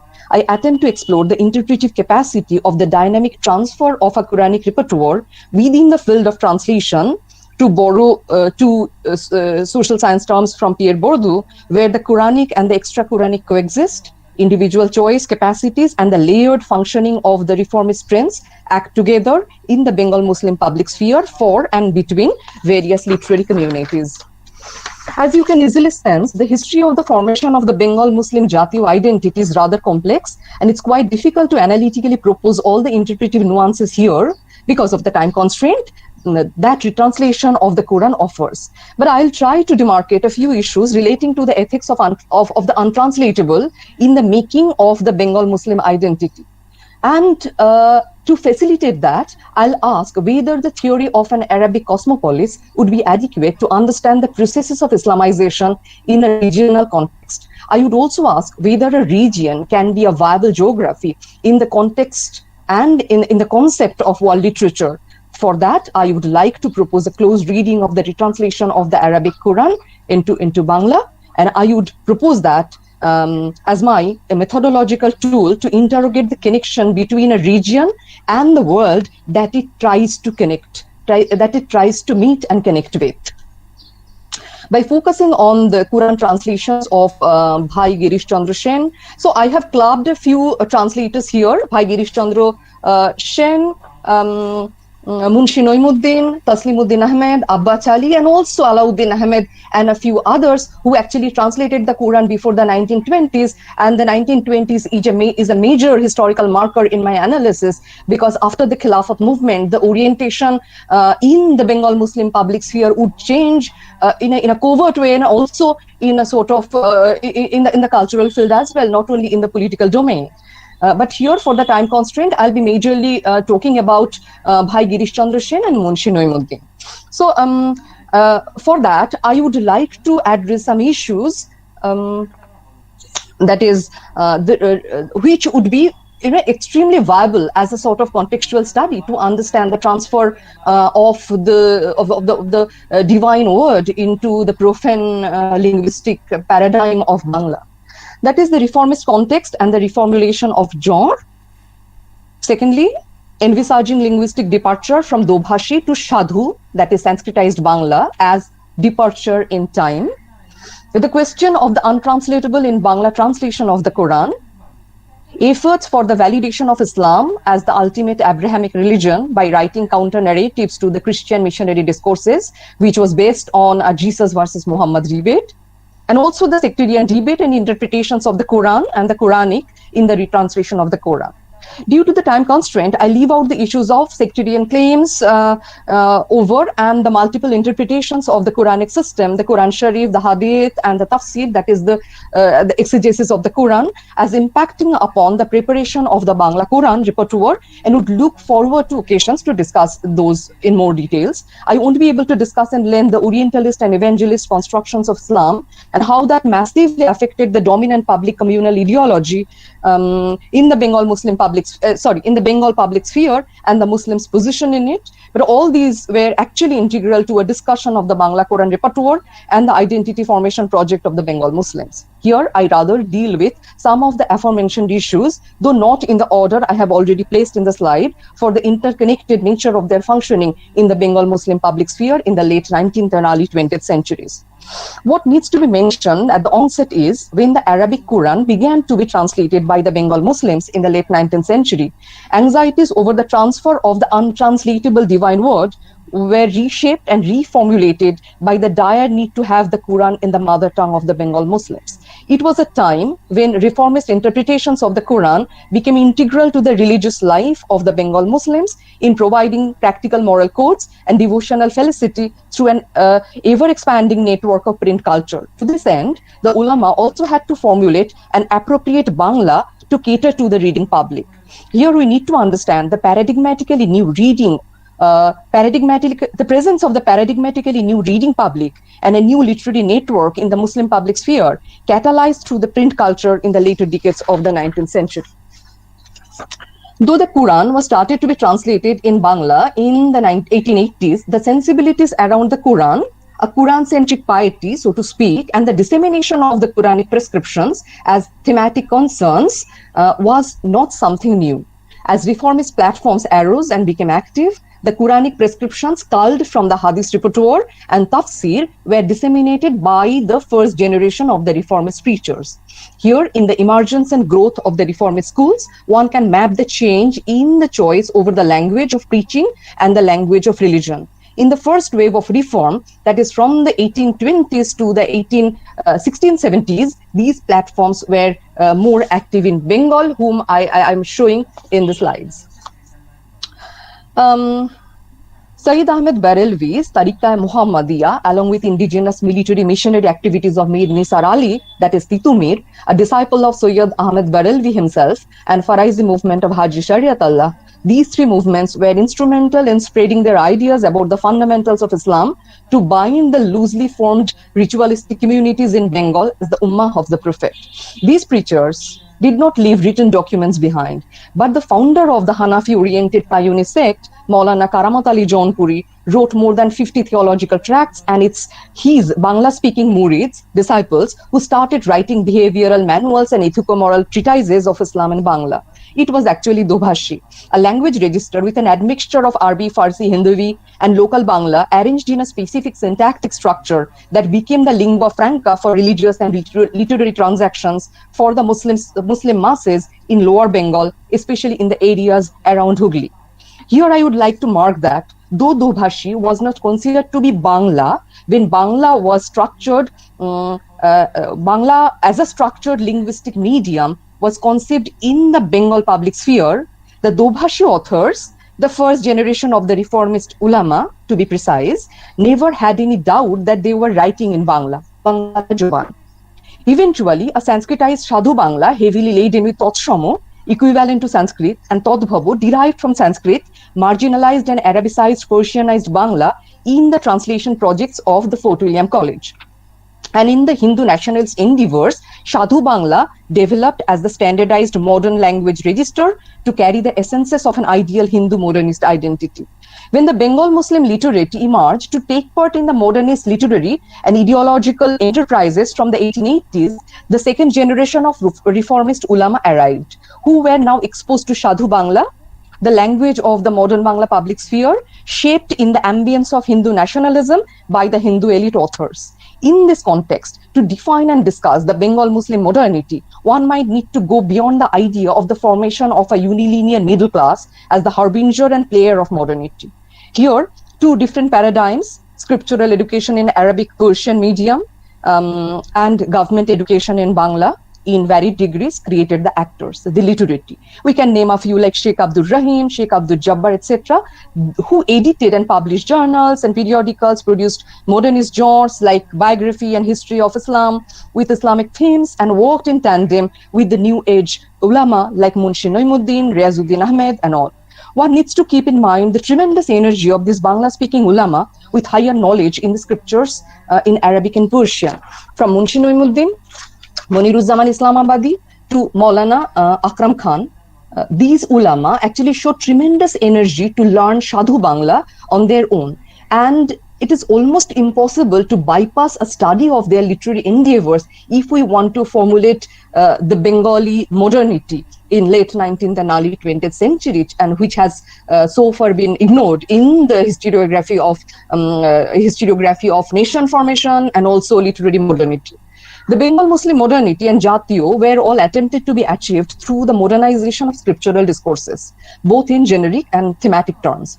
For the creation of a modern Bengal Muslim identity and community with the Muslim Jatiyo essences at the core of the system, the ulama and the literati had to make structural separation from Dobhashi and adopt Sadhu Bhasha, the already prevalent modern language in the Bengali public sphere, to have Islamic scriptural knowledge and Islamic literature in mother tongue Bangla.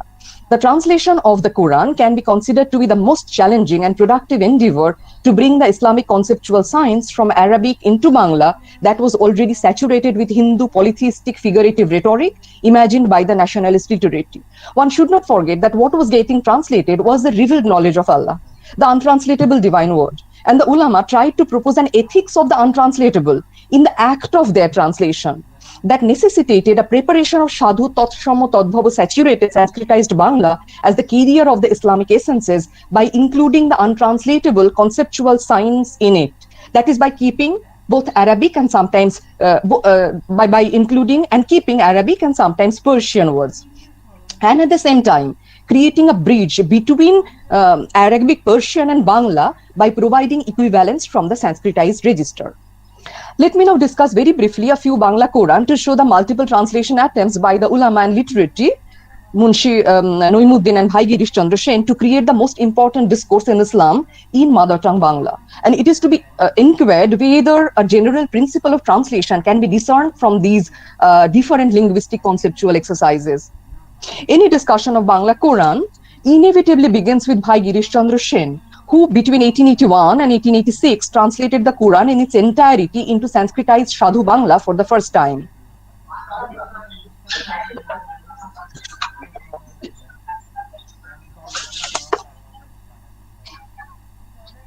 Bhai Girish Chandra was as an active missionary intellectual of the Brahmo Samaj. Girish Chandra's Quran Sharif was an extension of Brahmo Samaj's scholarly interest and cultivation of monotheism. Girish Chandra intended to bring out the Quran Sharif from the, I quote, invincible fort of Arabic language, Arabbo Bhasharup Durbheddo Durgo, for the Brahmo and Hindu reading public to give them access to higher knowledge system of Islam. In the preface, he emphatically expresses anxieties over the loss of Islamic concepts and syntactic specificities of Arabic language in the act of translation. He was equally annoyed over the loss of the melodious rhythm inherent in Bangla if Arabic syntax was to be maintained, and put disclaimers in the preface about such inevitable linguistic situations. Girish Chandra adopted a Sanskritized register to articulate the nuances of the monotheistic Islamic system, already prepared by the evangelists to translate the Bible into Bangla in collaboration with the Sanskritic upper caste Pandits, and to write the Christian tracts. Serampur Mission Press and later Baptist Mission Press published many such translations and tracts where Islam was attacked and Muhammad's position as the ultimate prophet was attempted to be cancelled by challenging the revealed status of the Quran. Girish Chandra's Sadhu register for monotheism was preferred by the ulama. When they started to translate the Quran into Bangla, which they used as the template, and were quite sure that they were not adhering to Hindu Sadhu Bangla.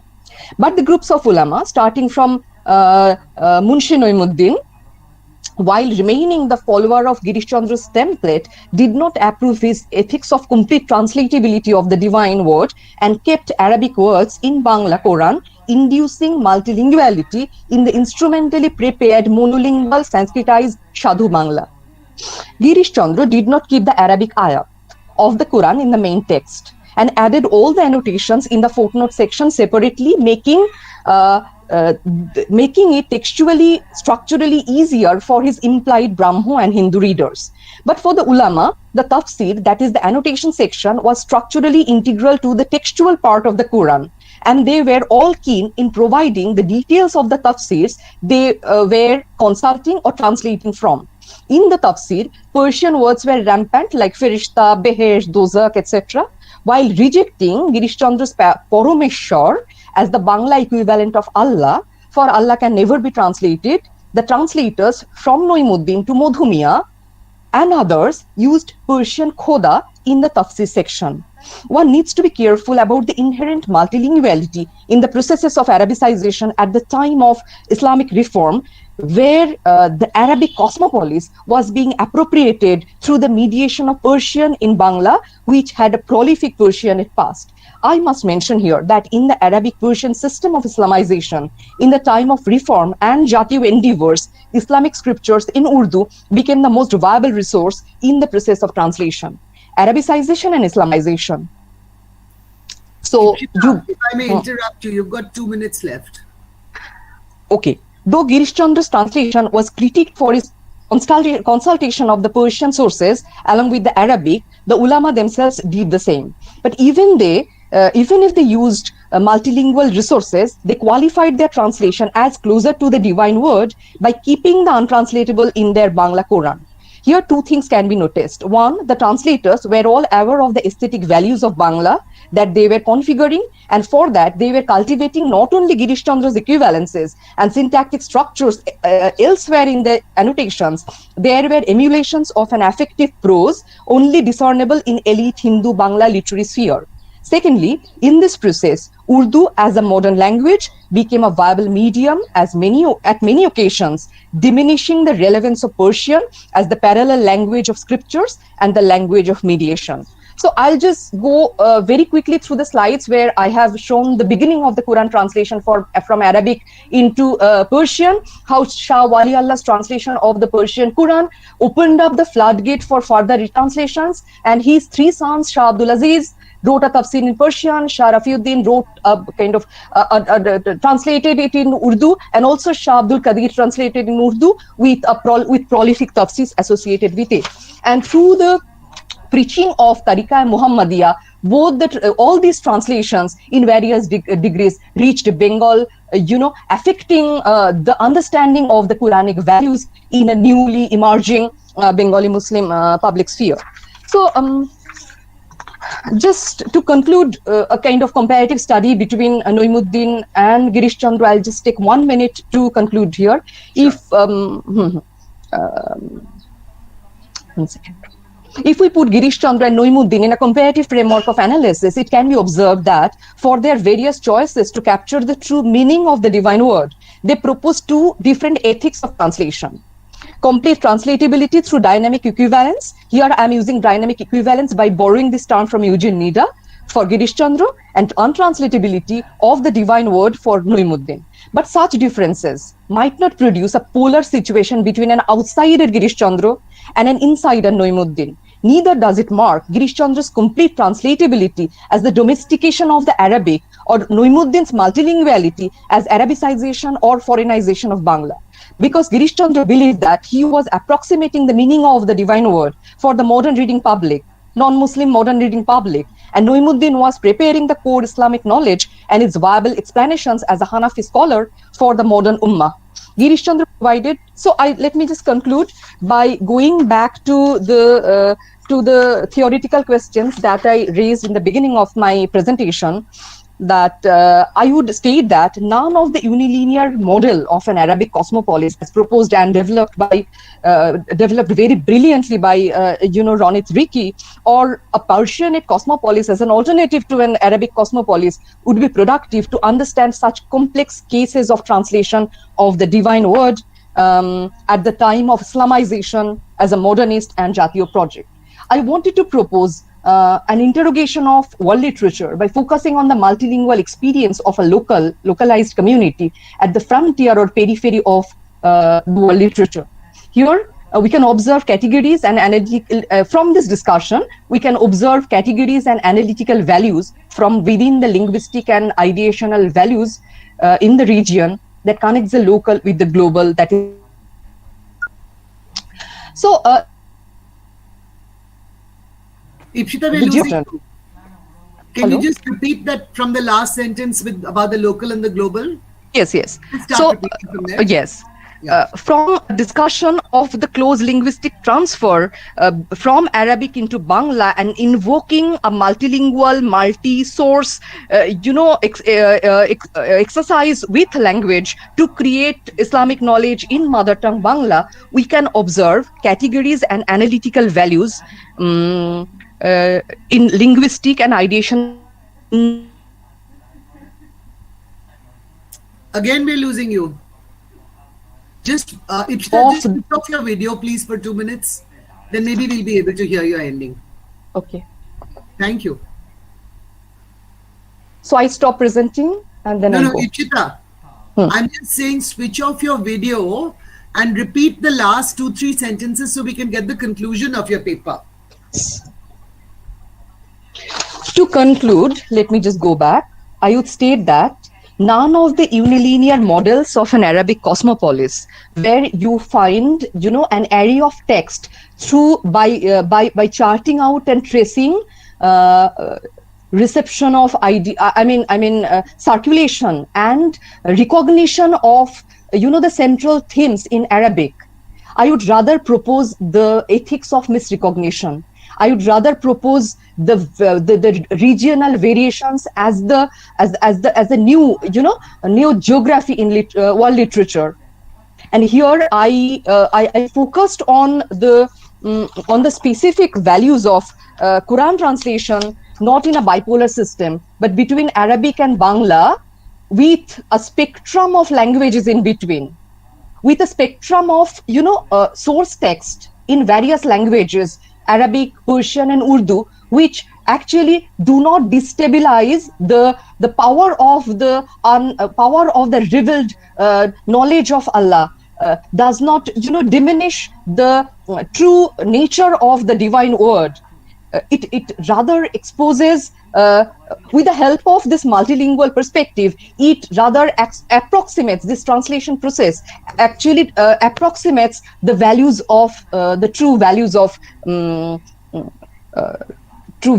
what I can say, the Islamic truth. So here I propose a kind of theoretical framework to go beyond the bipolarity that is inherent in Arabic cosmopolis based on the ethics of recognition. So I talk about misrecognition, I talk about the nuances within the region that that determines the process of reception, that determines the processes of identification between the local and the global. Thank you. So here multilinguality in a region, within a society and literary culture, can provide a structuring and generative principle for me. And it can hold both local and the cosmopolitan perspective beyond the ethics of recognition. Thank you very much. Thank you so much, Ipshita. I really apologize to each one of the speakers for having to rush you like this, because each one of your presentations was so incredibly rich. But I guess we do need some time for discussion also, because discussion is what will actually make help us to make these presentations our own in the sense of engagement. So very quickly, I think what really struck me about this panel was that all three panelists together were trying to do something very, very difficult, and something that only scholars who do in-depth studies of texts can bring out, which is talking about the cosmopolitan culture that was developing through an analysis of conceptual shifts, the emergence of new concepts, and through the power of language. And the first paper talked about the emergence of an alternative modernity through the privileging of ishq, through the emergence of the Murshidi tradition, through the privileging of Karishma, in terms of the challenges to the hierarchies of the time. The second paper talked about the powerful role of a translation project, the entire translation project during Akbar's time, and the role of language and the power of location or relocating within literary traditions, as in the example of the Mahabharata being received as a nama in the reception of an entire Persian traditions in conjunction with the Central Asian epics also. The third one, Ipshita's talked about multilinguality and the different nuances and problems of multilinguality in the context of the development of a certain kind of cosmopolitanism. So I think what bound them together was the exploration of concepts and the role of language in the creation of these really vibrant cosmopolitanisms across the three periods we looked at.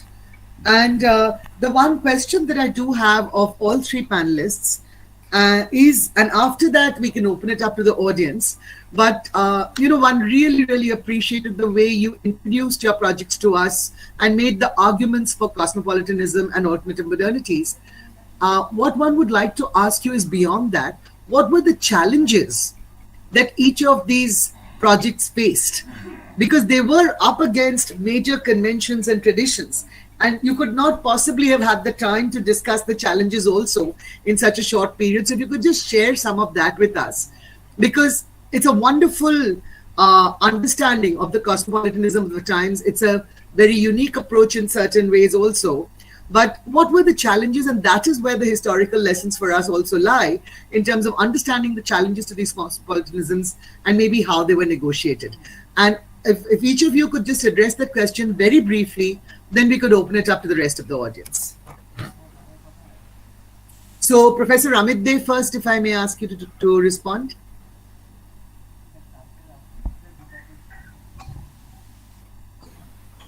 Professor Dey, are you there?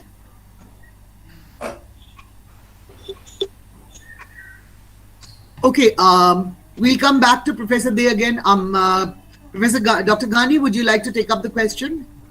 Yes, speaking of the challenges, Speaking of the challenges, one thing which I can readily understand while going through this long period of Mughal translation projects is the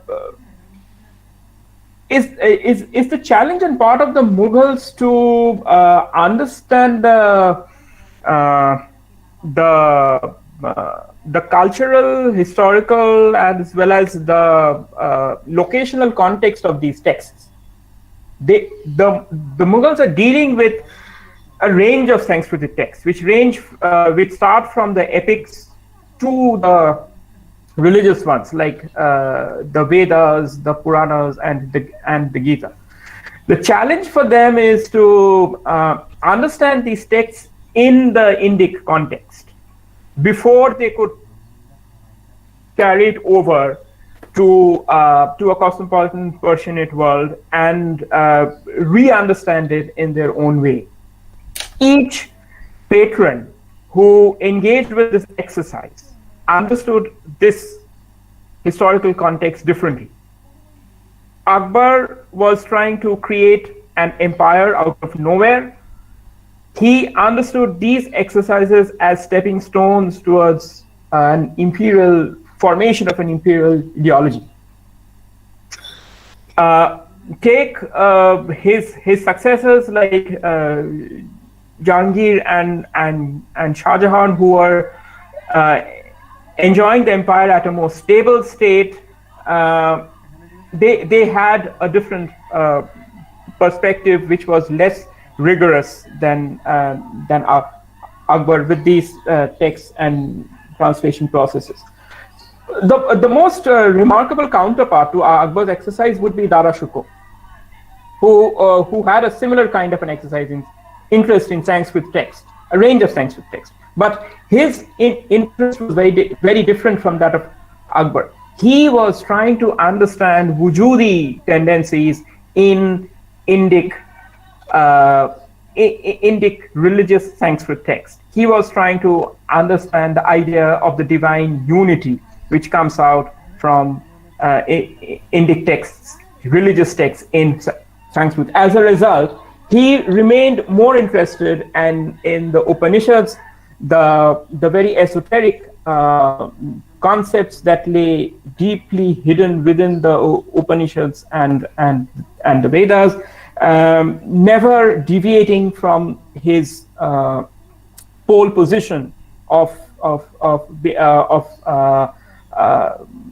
integrating Wahdatul Wujud with Indic concepts of unity expressed through these Sanskritic linguistic world. So in every case, the challenges remain different, and they approached it differently as well. May I now also add? Yes, please. I got lost actually because of some technical issues. I got lost. Now I am back. So please, yes. Thank you, Professor Panjabi, and thank you, Kashyap, for initiating the response. Actually, Professor Panjabi, the major challenge actually was to learn the language also, and it's a very time-consuming issue because it is not like modern Persian. Modern Iranian is quite different. So I had to look for someone who would train me about medieval Indian Persian, which is different from modern Iranian. So it took me 3 to 4 years to learn the language. And I also had to learn the Urdu language to have some idea about the developments in the modern period. And then, if I may interrupt, my question was more about the challenges to this alternative modernity that was setting in at that time that you're talking about. Okay. I get you. Actually, to trace the challenge itself was very challenging because it is not a matter of only learning the language, but it is also a matter of knowing the nature of a very complex movement you call the Sufi movement in my case, because it's a very heterogeneous movement and they are very different. For example, Dara Shikoh had Sufi orientation in one way, but he mainly is a representative of the Mughal royal family. Then Hasan Sidzi is a disciple of Nizamuddin Auliya. Their background is quite different. They are different from both Darashiko and Sheikh Abdul Haq Muhaddis Dehlavi in the sense that these Chistis formed a silsila order. So Darashiko did not form a Sufi order. Abdul Haq Muhaddis Dehlavi actually did not form a Sufi order like that. But Nizamuddin Auliya Hasan Sizzi formed an order. And when you trace this challenge to alternative modernity, you have to understand the very subtle and very complex relationship between one Sufi order with another Sufi order and the representatives of hegemonic orthodoxy. For example, some members of the same silsila can be welcomed by the representatives of hegemonic orthodoxy, but others can be very much and vehemently criticized. For example, Kutubuddin Bukhtiyar Kaki is also a Chisti, but the ulama tried to ban him from Delhi. But there was no such movement on the part of the ulama so far as Nizamuddin Auliya is concerned. Then unlike Shahid Sarmad, who was executed under the instruction of Aurangzeb, who was a Sufi martyr, there was no project to execute Nizamuddin Auliya or his famous disciple Nasiruddin Chirag Dehlavi. So in spite of being recalcitrant, in spite of being critical towards the representatives of hegemonic orthodoxy, they did it in a very subtle manner, in a very allegorical manner, so that they could not become the direct target of these representatives of hegemonic orthodoxy. So they could promote the cause of alternative modernity quite smoothly, I would suggest, by literary activities, cultural activities, and so on. And though it's a very complex movement, Nizamuddin Auliya maintained a distance from the state. That doesn't necessarily mean that all the chiefs in all the centuries emulated Nizamuddin Auliya. Some had been very pragmatic in their responses to state affairs. For example, in the 20th century, when I come to the 20th century, Ipsita inspires me, because in Bangladesh, Ershad had a close relationship with the Sufis.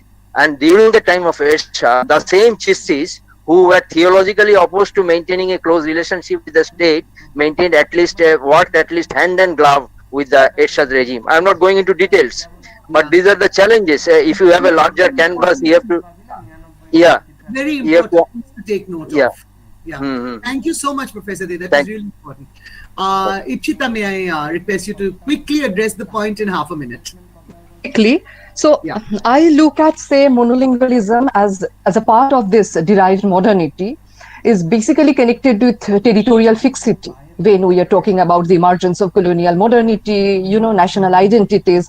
So for me, a reading of this kind of multilinguality within the framework of, world literature can give us another aspect, another definition of modernity, which is not territorially bound, which is not so nationally fixed.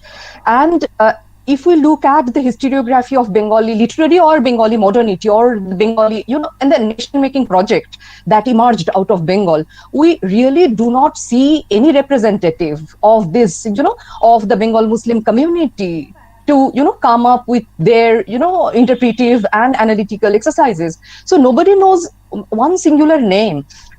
We know a few names like Moniruzzman Islamabadi and Maulana Akram Khan because of their once association with the Indian National Congress, and they were completely erased out of the political history of pan-Indian nation-making project because of their rejection of the Indian National Congress and their participation in the Muslim League.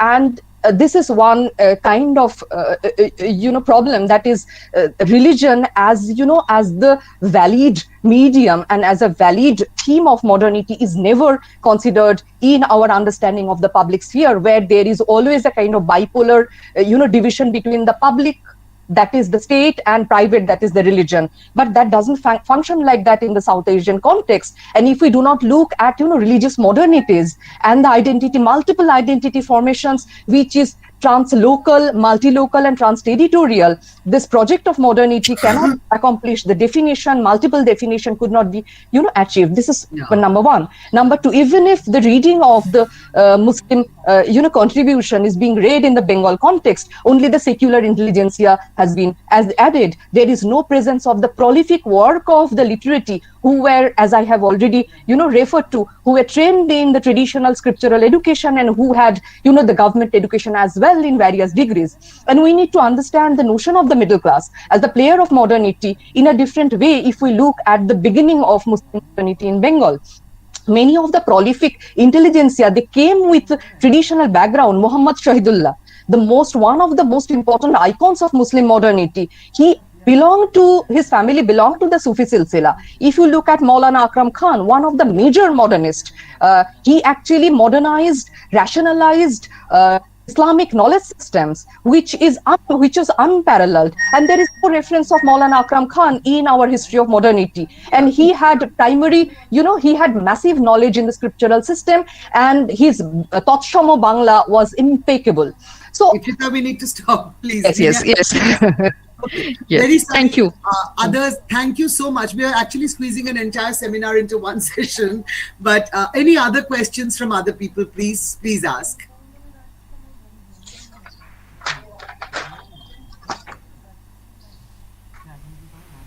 Any questions, any suggestions, any comments, any observations?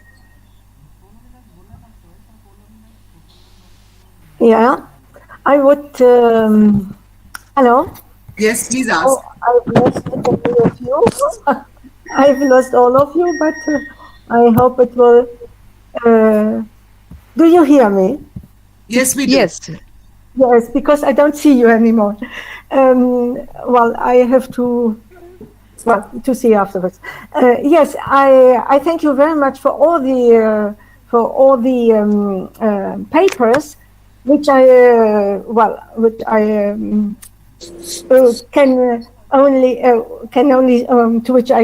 of which I can only say it was extremely interesting for me to see how translations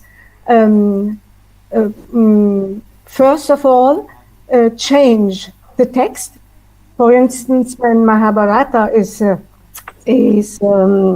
translated into the Islamic world, and it has become a text of war, that is very interesting.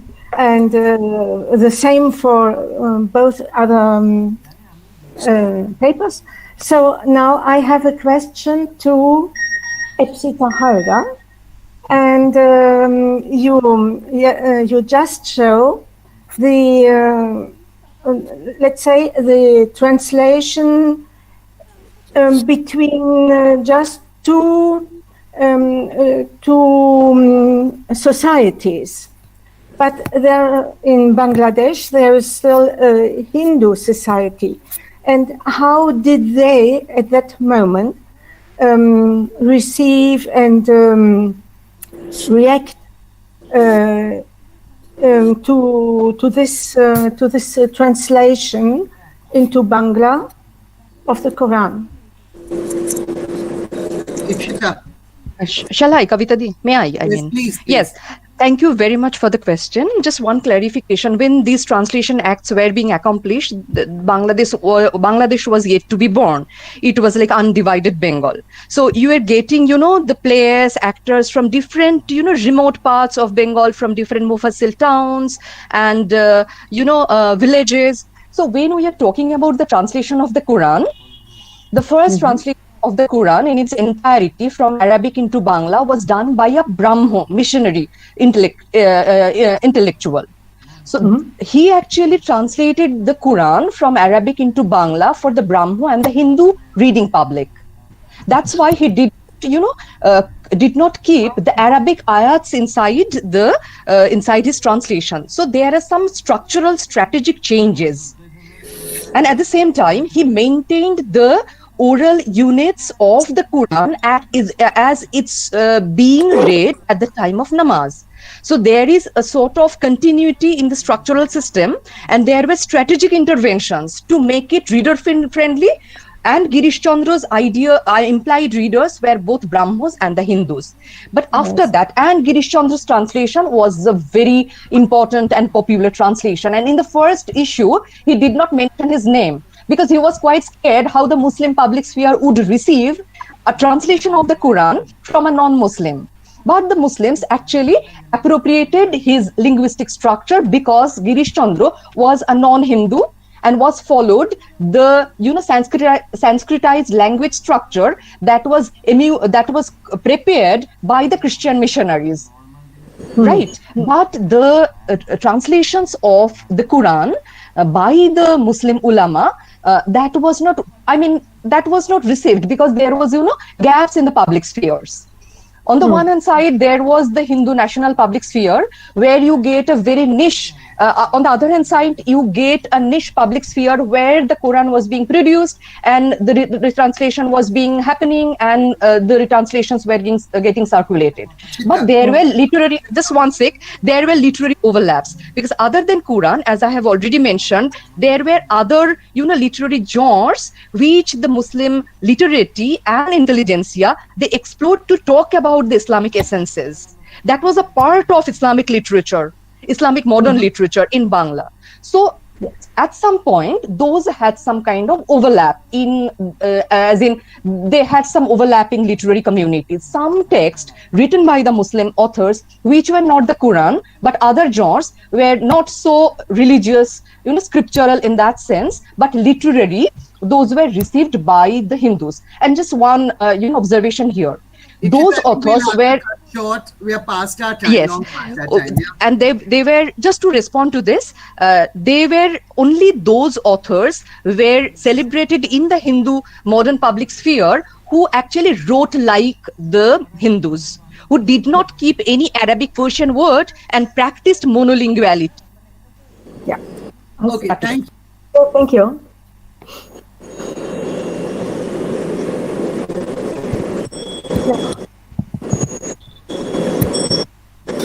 Kavita Di, you are on mute. Sorry. Okay. I'd like to, we are over by about 4 minutes, so sorry about that. I'd like to end this session with profuse thanks to all the speakers for sharing the work that they've been doing across so many years with such crispness and so succinctly, and for all the thought-provoking comments that have come in, for all the thought-provoking points that you yourselves also made towards the end too. So, and thanks again, once again, to the organizers. We'll end this session. We'll move on to the next one. Thank you. Thank you. Thank you, Kavita Di. Thank you. Thank you. Thank you so much. Thank you, Professor Kavita Punjabi ji, for conducting this session in such an just manner. And we'll, it's already 4:50, and at 5 we have Professor Swapan Das Majumdar Memorial Lecture. So please have a break. Professor Sorin Bhattacharya, who will deliver the lecture. So we meet at 5, please. 5, please. Yeah. Okay. Yeah. Okay. So, I'm looking for your pictures, but I don't see anything anymore. But next time when I come back, I will have all of you again. It's so difficult here. Well, they are coming. Yeah. I don't see you. Oh, let's see. Shall I meet you? Well, No, I don't here is Ramesh is here, very much here. Yeah, so that is fine. But Ramesh is coming to speak to you. Yes, yes, but I don't see you anymore, and I look for the papers, for the pictures. But another question: what is the time now? Local time at yours there? The local time. What is it now? It is going to be 5. It is going to be 5, and we come back at 5 o'clock. Yes, it is 5 minutes to 5. Then we release at 5. The next session starts at 5. Okay? At 5 o'clock in 5 minutes. So it's okay. Yes. So when I come back, I will have all your pictures and your beautiful faces. Okay. Thank you very much. Hello, how are you? नहीं, ये तो दिखता रही नहीं। वो चलेगी क्या पीन? Okay. पर वैसे भी दिख ही रही सी, बोलती तो नहीं सी दिख रही। पहला बोल रही थी, हम तो दिख रही थी। थोड़े सारे चाय पी गए, सारे अपना म्यूट कर गए। कहा है वाजिबा रमेश जी नमस्कार। Yes. नमस्कार। Nice to see you. So are you? We are also. I'm glad that you are sitting. Yes. Yes. I'm very happy that you are sitting. Chancellor is sparing so much time. Right. Looking very good. Thank you, Ji. I think I wrongly went into political science. I would have loved to be in literature somewhere. Look, your that couplet. Yeah. Is really has become a viral. Everybody is wherever I go. On that day, we had a conference in this Center for Canadian Studies. There also is politics by Sushma. Very good, very good.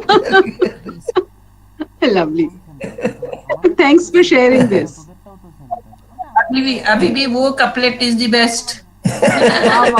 Still that is the best. असल में तो इश्क चीज ही ऐसी है ना जी, ठीक है ना? ये सुबह से इश्क ही हो रहा है। जो करे तो सूफी, ठीक है ना? जो नहीं करे तो वो तो इंसान भी नहीं। जैसे सुषमा, ये कितनी समानता संस्कृत में, पद में बहुत जबरदस्त है। हाँ, बहुत जबरदस्त है। आज ये तो ऐसे वो आ गए, एम्परर आ गए, they didn't take care. Otherwise, at local level, at educational level, they were all same. Yes. Like look at these two terms which are basics, father, mother, and you look at Sanskrit, you look at Persian, you look at German. They're so similar words. Beta, father, Pitri.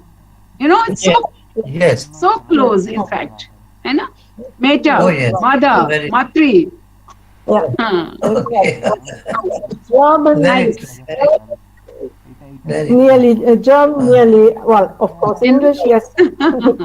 Very similar. But I think a wonderful conference.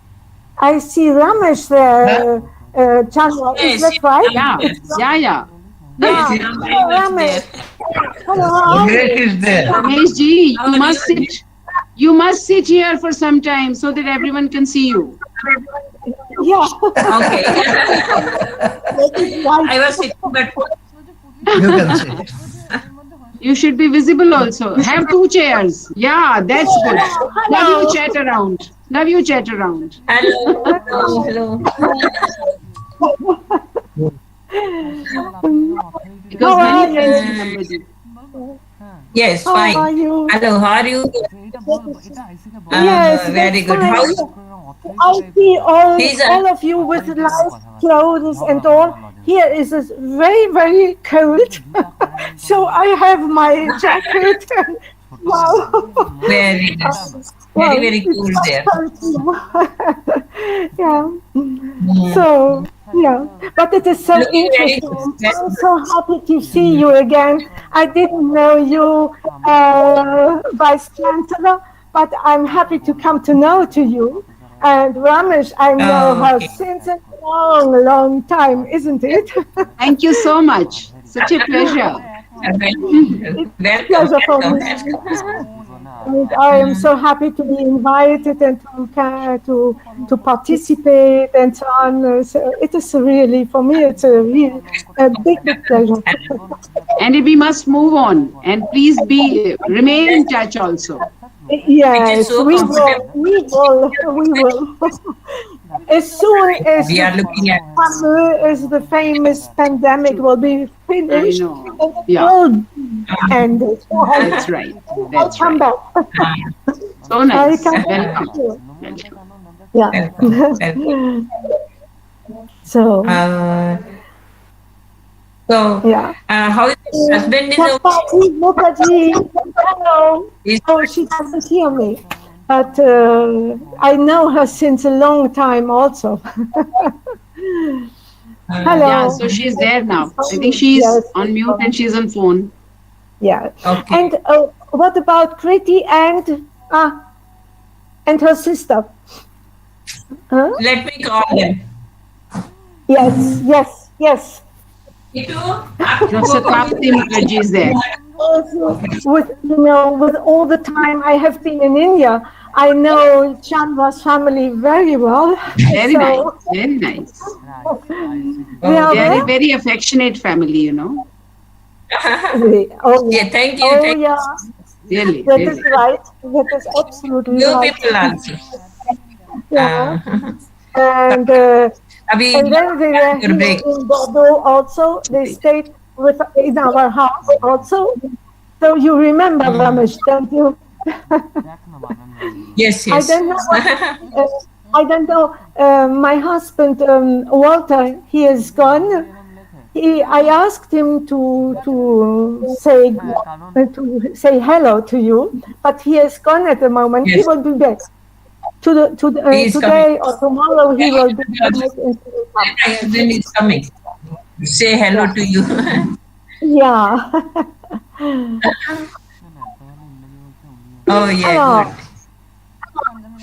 ça y est. Kriti, where are you? Yes.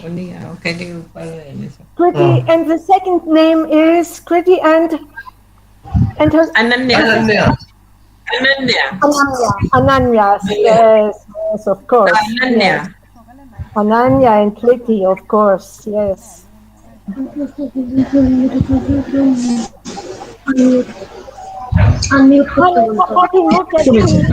Hello. Hello. Hello everyone.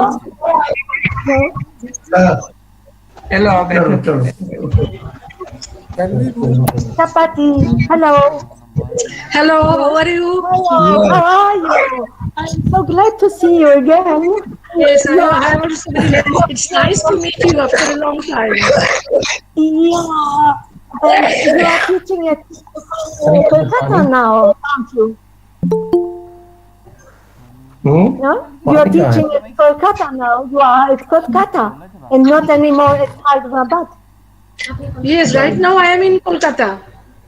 Yeah. Yes, that's fine. Hope to see you again after the pandemic. Yeah. After the pandemic period. That is not the word. Yeah. So Kriti and Ananya aren't there? They are in their room. They will see you tomorrow. Yeah. Yes. They are having online study. Yes. Yes, that's yeah. Yeah. That is It is done in online. Germany also. In France they have schools open, but in Germany schools are closed also. Oh God. Sure. Very true. Yeah. আচ্ছা পুরো করে গল্পের মুডেই আছে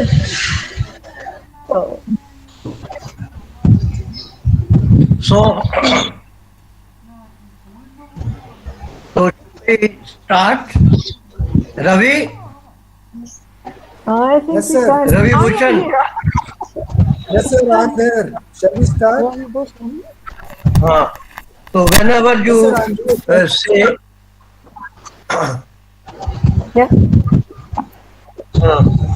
Shall we start? So whenever you say, we can start. Okay. Now we are into the last section of the first day of the 3 days conference. And the last section is Professor Swapan Majumdar's memorial lecture. At the beginning of the session, we are honored to have Professor Swamin Bhattacharya. And the lecture session is chaired by যেখানে বসে আছেন না ওই পাশে যে একটা কাঠ আছে ওইখানে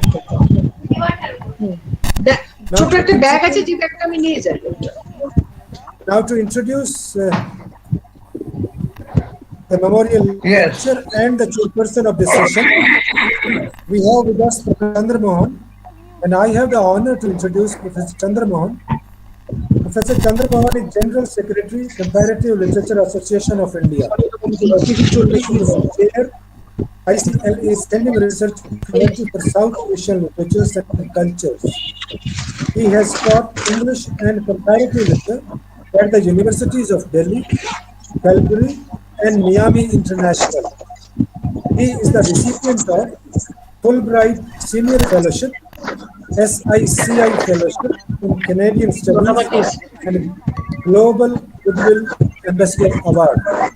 And of course, as I said at the beginning of today's program, he is the man behind this conference. So with these words, may I request Professor Chandra Mohanji to introduce the lecture and the chair going to chair today's. It's over to you, sir. Thank you, Ravi Bhushanji.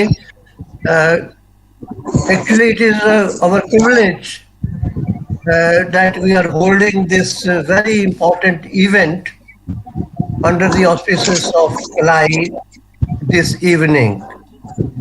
And we have taken this decision in the EC meeting, and this is going to be the first lecture, that is Professor Swapan Majumdar Memorial Lecture, and it will be going to be delivered by Soren Bhattacharya ji at this session. Now, let me say a few words. It is indeed a matter of great pride for CLAI to honor the memory of Professor Swapan Majumdar day evening at the CLAI International Conference.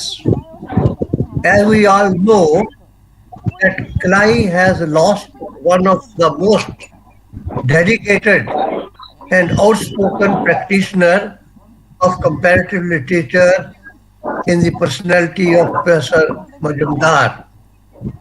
Professor Majumdar, 1946 to 2021, did his BA in Bangla before doing his MA in comparative literature from Jadavpur University. He taught as a faculty in the Department of Comparative Literature, Jadavpur University, for almost 4 decades before retiring in 2006.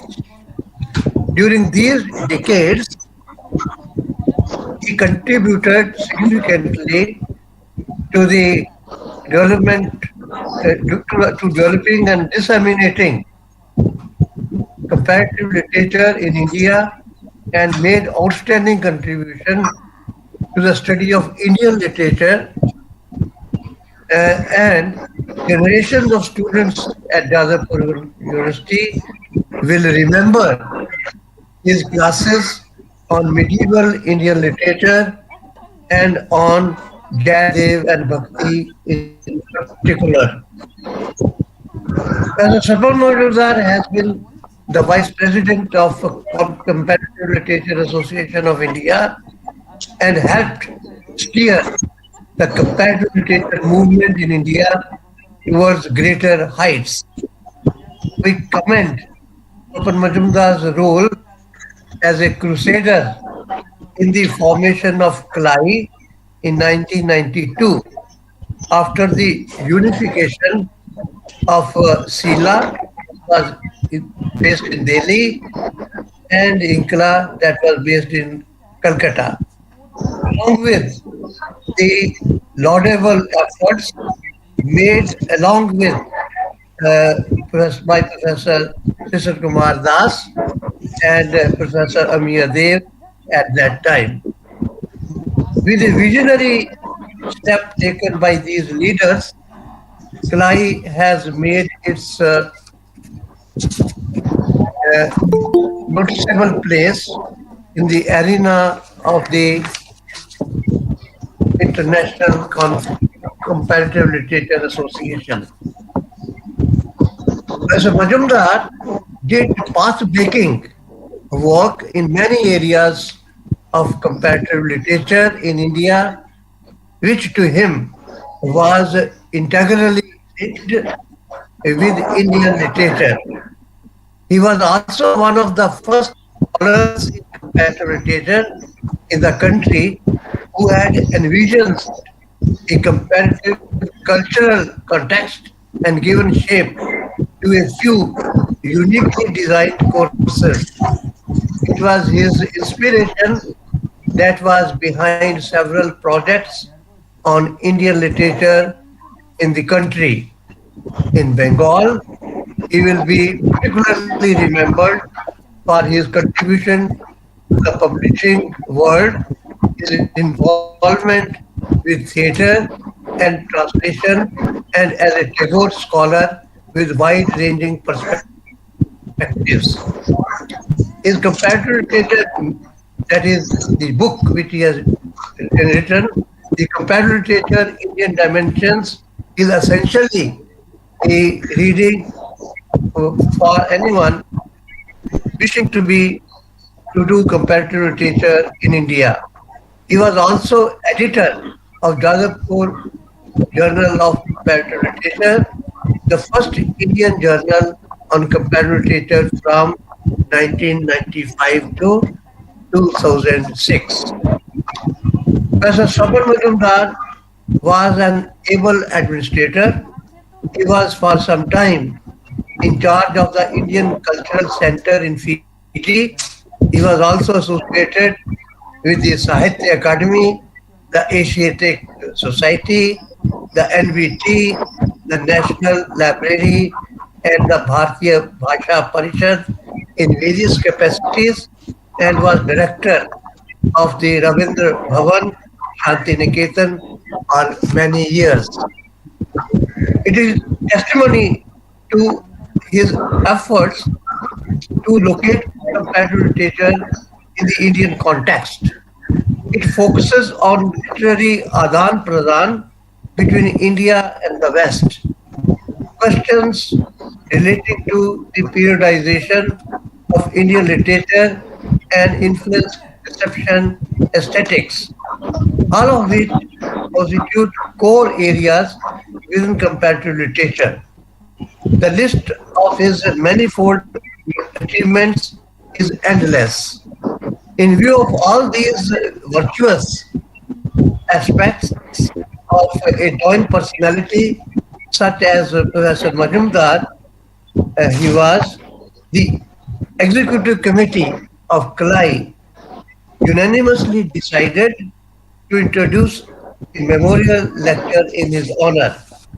We are glad that an eminent personality of the stature of Professor Saurabh Bhattacharya and known as a great friend of Sabanji has kindly agreed to deliver the first Professor Sabanji Memorial Lecture today under the aegis of CLI International Conference. We are grateful to Professor Bhattacharya for agreeing to do so. We also feel honored that Professor Tapti Mukherjee, Vice President, Comparative Literature Association of India, has agreed to preside over this prestigious lecture. As we know that Professor Mukherjee is well known as an outstanding scholar of Sanskrit and comparative literature, as well as she is commended as a highly competent administrator. She has been acclaimed as a topper in Sanskrit in master's course in Calcutta University. She became principal of Vijoy Krishna Girls College, Aura, in 2002, and in 2008 she joined Ravindra Bharati University as a registrar. She was the founder, vice chancellor of Sidho Kanyo Vishna University in Purulia. In 2012, she joined Vishwa Bharati as director, culture and cultural relations and principal Ravindra Bhavan. At present, Tapsi ji is a council member and library secretary of the Asiatic Society and also president of Sanskrit Sahitya Parishad.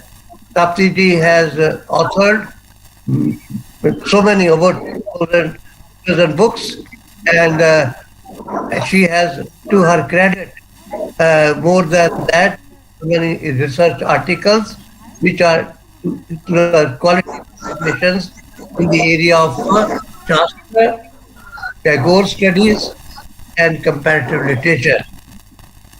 It is indeed our great luck that we have the two bright minds, Professor Soren Bhattacharya and Professor Tapsi Mukherjee, with us today on this great occasion. These words, I would request Professor Tapsi Mukherjee to graciously introduce the learned scholar, Professor Soren Bhattacharya, and start the proceedings of this great event. Over to Bhattacharya. Over to Tapsi ji.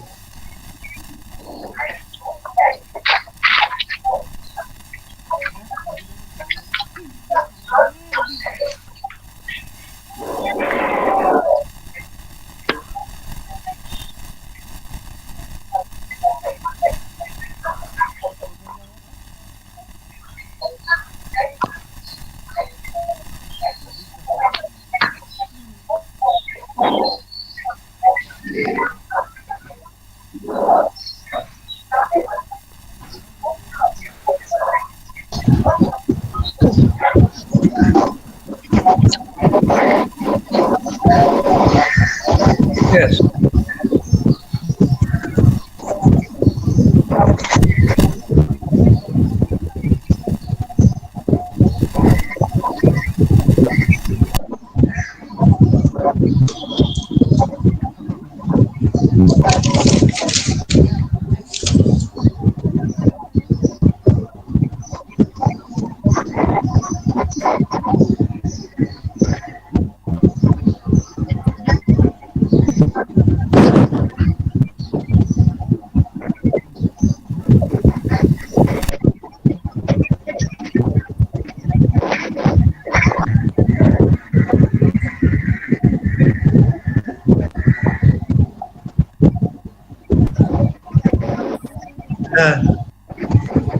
তপতিতে বলুন, আপনি বলুন।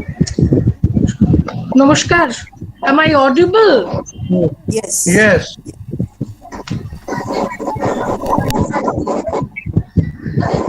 We are going to pay tribute to our teacher, one of the doyens of comparative literature in India, Professor Shapun Majumdar, in this session. Professor Chandramohan has already given a brief idea about what Professor Majumdar was. The only thing I want to add is that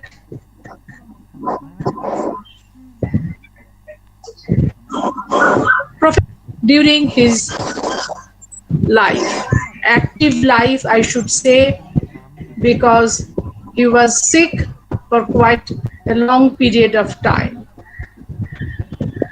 A doyen of comparative literature in India, he was one of those pioneers who had paved the foundation of comparative literature in India, shorn of its Eurocentrism. an outstanding teacher, a superb research supervisor, an able administrator, a profound scholar, and above all, an amicable personality.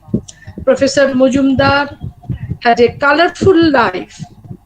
As already pointed out by Professor Chandra Mohan, that he adorned several top positions, coveted positions, both academic and administrative in his life. The most important pertinent point is that in this discussion, I should point out is that he was one of the founder members of Comparative Literature Association of India, along with Professor Shishir Kumar Das, Professor Chandra Mohan, and others. His profound admiration for Rabindranath led him to collate catalogue of Tagore's works and several other Tagore-related projects which he took up during his tenure as Adhyaksha Rabindra Bhavan Vishwa Bharati during 1996 to 2000 and 2000 to 210. We lost him. We lost this doyen of comparative literature on 25th November 2020. But he will remain with us in our academic endeavors totally and thoroughly. CLI pays its tribute to Professor Mujumdar by instituting this lecture in his memory. Today we have with us Professor Shaurin Bhattacharya, a close and dear associate and friend of Professor Mujumdar, who will be delivering the first Chapon Mujumdar Memorial Lecture today. Professor Bhattacharya, I am sure, needs no introduction. But since it has become a ritual to introduce the speaker, so let me take up that assignment also. Professor Shaurin Bhattacharya was Professor of Economics in Jadavpur University, Kolkata. He used to write on various topics like economics, politics, culture, and literature. Some of his publications include Poribortoner Bhasha, that is language of change, Pathoker Goroj, concern of the reader, etc. He had translated selected writings of Antonio Gramsci in collaboration with Shomik Bandyopadhyay. He also translated short stories by Gopinath Mohan, Krishan Chandar, and others. He contributed chapters to Cambridge Companion to Rabindranath Tagore, edited by Shukanto Choudhury. His book, Keno Amra Rabindranathke Chai o Kibhabe Chai? Why do we need Rabindranath, and how do we want to get access to him? This book, authored by Professor Bhattacharya, won Sahitya Academy Award in 2009. List is a long because his contributions to both Bangla and English literature are many. So I am not going into that details. On the other hand, we will concentrate today on what he will be delivering today about Professor Mujumdar, because he was one of those who are not only near and dear to Professor Mujumdar, but he was among those few who was very close to Professor Mujumdar's heart also. So may I now request Professor Shaurin Bhattacharya to deliver the first Shapon Majumdar Memorial Lecture. Professor Shaurin Bhattacharya.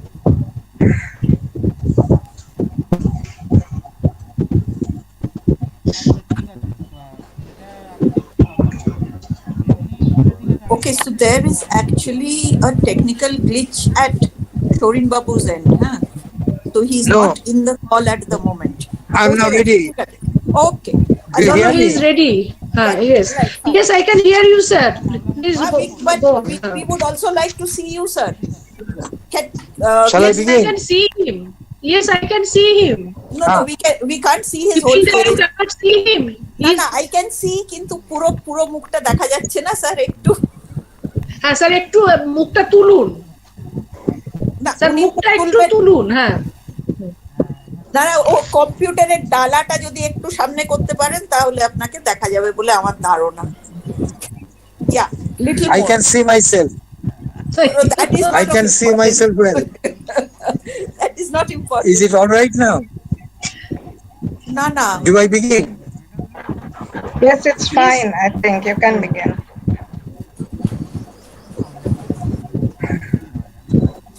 Is it all right now?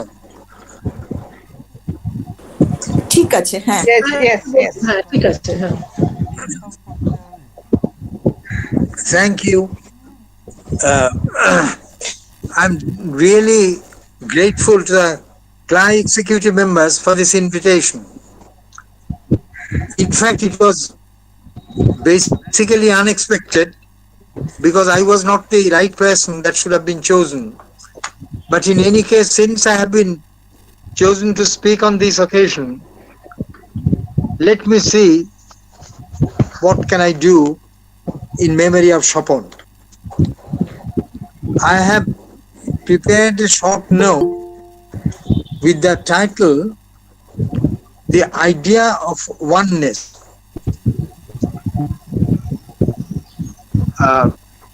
I thought that for such an occasion to remember Chopin Majumdar, who was, as Tapati Mukherjee described, Professor Chandra Mohan described, was almost a key personality in this platform, Comparative Literature Association of India. Now, in this first inaugural lecture, I really don't feel exactly, I suppose. I thought it would have been nice if the inaugural could be done by one belonging to Chopin's discipline. Perhaps by one who would be a practitioner himself in the field of comparative literature. As you all know, I do not belong to Chopin's academic discipline, though I can claim to be one of his long-timers.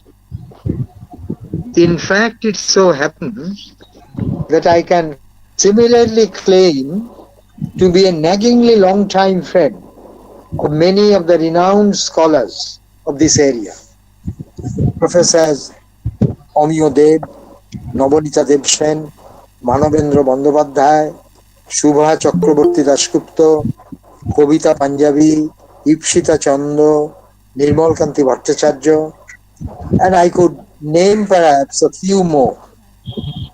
If name dropping is permitted, I could even drop the name of the late Professor Shishir Kumar Das. I will not make this list longer. All these friends have affectionately tolerated me or suffered me over all these years. That is the quality of their friendship. Now, when I first got a telephone call from Professor Tapati Mukherjee saying that it was their decision that I should speak on this occasion, I said yes. As this request was related to Chopin, I thought, as naturally as ever, that I had no option to accept. Then I thought, if I had to accept it, let me accept graceful. So I did not even try to give excuses. But then my problem was to look for a suitable topic that covered Chopin's academic interests as I knew them, and also could be of some interest for this learned audience.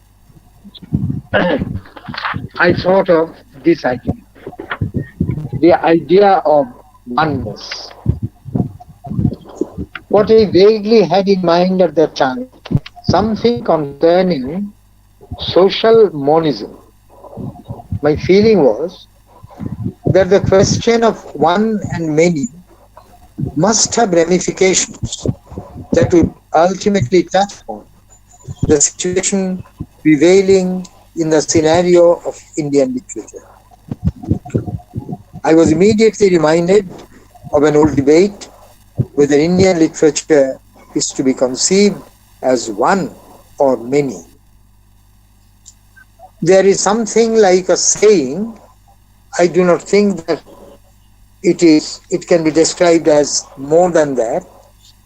There is something like a saying in the Sahitya academic circles that Indian literature is one, though written in many languages. I'm not quite sure as to the exact status of this statement. This was perhaps in a speech made by Sarvepalli Radhakrishnan, possibly in the first meeting of the Academy's General Council. I do not know whether this has ever been formally adopted by the Academy as its motto. But one can see the spirit that lay behind such a perception in a time when these national academies were being founded. The Sahitya Academy, along with the Lolita Kala Academy and the Sangeet Natak Academy, were being organized as part of the grander exercise of a new nascent nation state of India. So it was not unusual at that time to a vision of one. The issue was problematic right from the beginning. Are literatures to be located only within the languages in which they are written? A language is not merely syntax, and literatures are written just not in terms of the syntactic structure. A language acquires a variety of shades and nuances were spoken in different socio-economic and cultural contexts. The language is shaped by the lived life, and literature reflects that life in its varieties of concreteness. The conditions of our concrete lives are many, and any monist vision is inadequate to capture the full range of richness of a concrete life experience. So with different linguistic communities, we have to be ready to accommodate different culturescapes and associated different mindscapes. In the context of Indian national life, a vision of multiplicity should take precedence. Our national life seems to flow through so many linguistic tributaries. A similar situation perhaps prevails in the context of Indian theatre. I bring in the theatre context especially because we are now remembering Chopin. Many of his friends and colleagues know that Chopin was deeply involved, as also been said in the introduction. He was deeply involved in the happenings of the Indian theatre world. He himself translated such playwrights as Girish Karnad, and was also instrumental in introducing the publication of a translated series of Indian plays in Bangla. He did two major works for the New under the direction of none other than Shambhumati. One was a history of Bohurupi for the first 40 years of its existence. The other was a pictorial on historical lines covering almost all the major productions of the troupe, a work perhaps a little less known. The reason for the transition of this subject here is that for Bohurupi, a well-known dictum for long was, within quotes, in search of an honest Indian theatre. The founder director of the troupe, Shambhu Mitra, held this belief and tried in his own way to translate that into his life and theatrical practices. He felt that there was a tangible concept of Indian theatre that could be realized through honest efforts of a modern mind. The modernity searching mind was an important canon within. Not unexpectedly, there were sharp criticisms and acute skepticism around them. With so many divergent forms of theatrical expressions in the subcontinent, how can one think of an Indian theatre?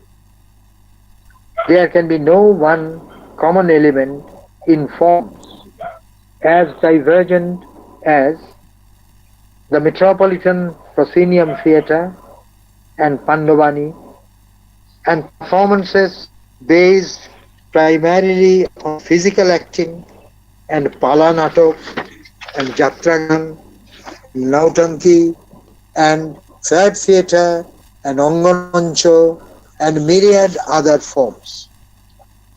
Therefore, it may be easily argued that Indianness, if any, lies in its many-sidedness. In the field of literature, it spreads itself into so many literatures. Anything written in an Indian language is under this interpretation, is a part of Indian, not by virtue of having any essential element of Indianness in it. Indianness is an elusive concept as though. Think of the journal, Indian Literature, brought out by the Sahitya Academy. As far as I know, there is no separate criterion of Indianness that the pieces intended for being included in the journal have to pass. If not, then the underlying notion of Indianness becomes merely a package notion rather than a unifying category. There is a difference between the two notions of oneness we have considered so far. In the Sahitya Academy conception, there is a reference to something like a transcendental conception of India and Indianness. We are all contributing through our individual literary efforts to that transcendental India, which is as though lying out there somewhere. Indianness in this conception is not embodied in any one of these individual literatures. It is beyond them all.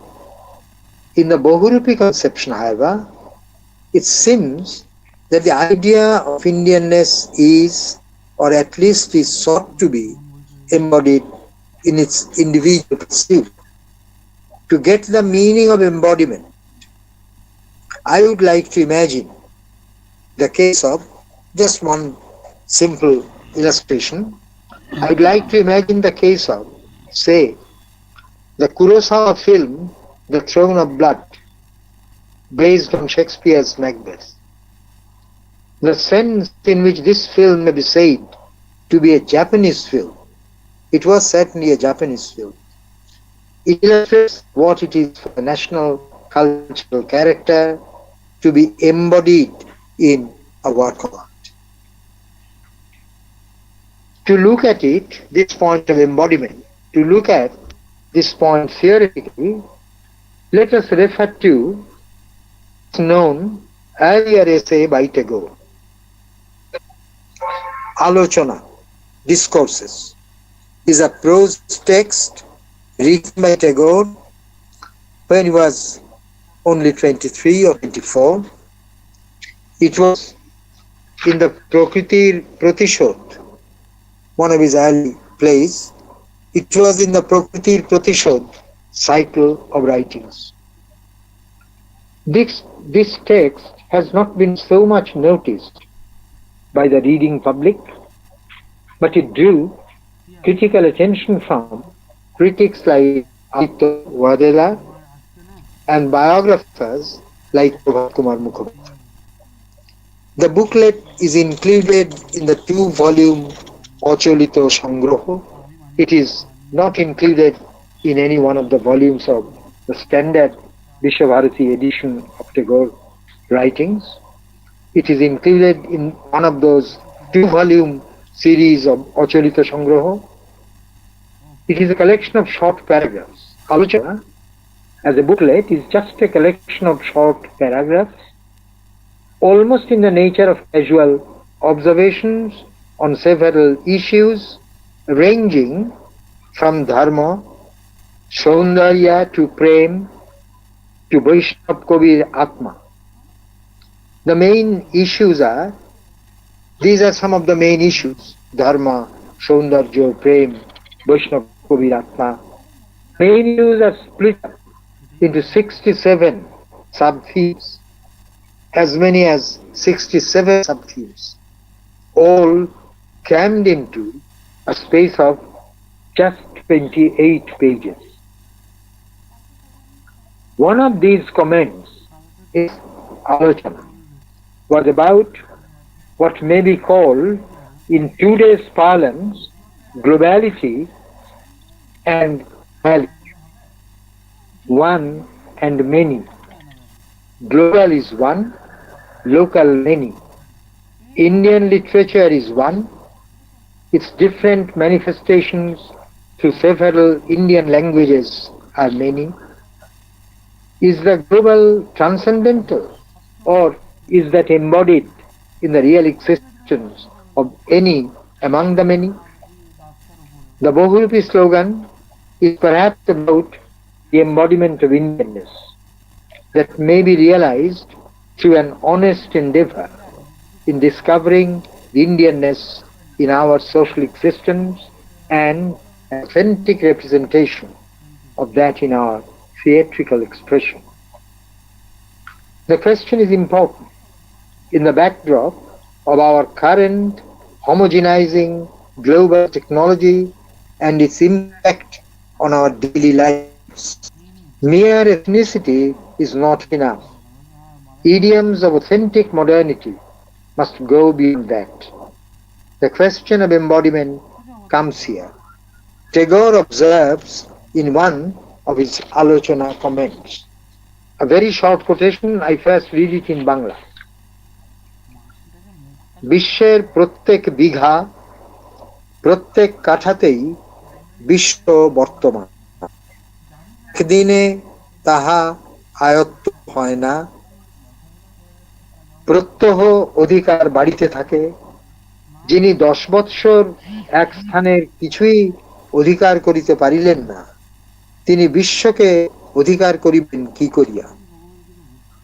বিশ্ব সর্বত্রই অসীম গভীর এবং অসীম প্রশস্ত। অতএব বিশ্বের এক কাঠা জমিকে যথার্থ ভালোবাসিতে গেলে বিশ্বজনীনতা থাকা চাই। I would like to draw all your attention to this sentence. অতএব বিশ্বের এক কাঠা জমিকে যথার্থ ভালোবাসতে গেলে বিশ্বজনীনতা থাকা চাই। Very roughly, it would translate like this. The world exists in each biga and in each of this world. You do not belong to this one, you do not belong to this in one day.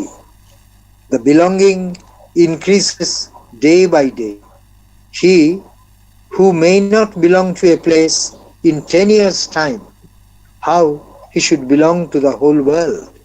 The world is everywhere, infinite in its depth and width.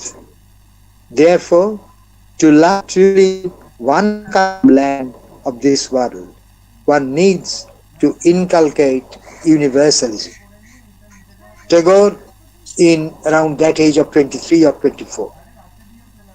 Tagore's observation is about embodied universalism, it seems. Universalism is a process of embodiment.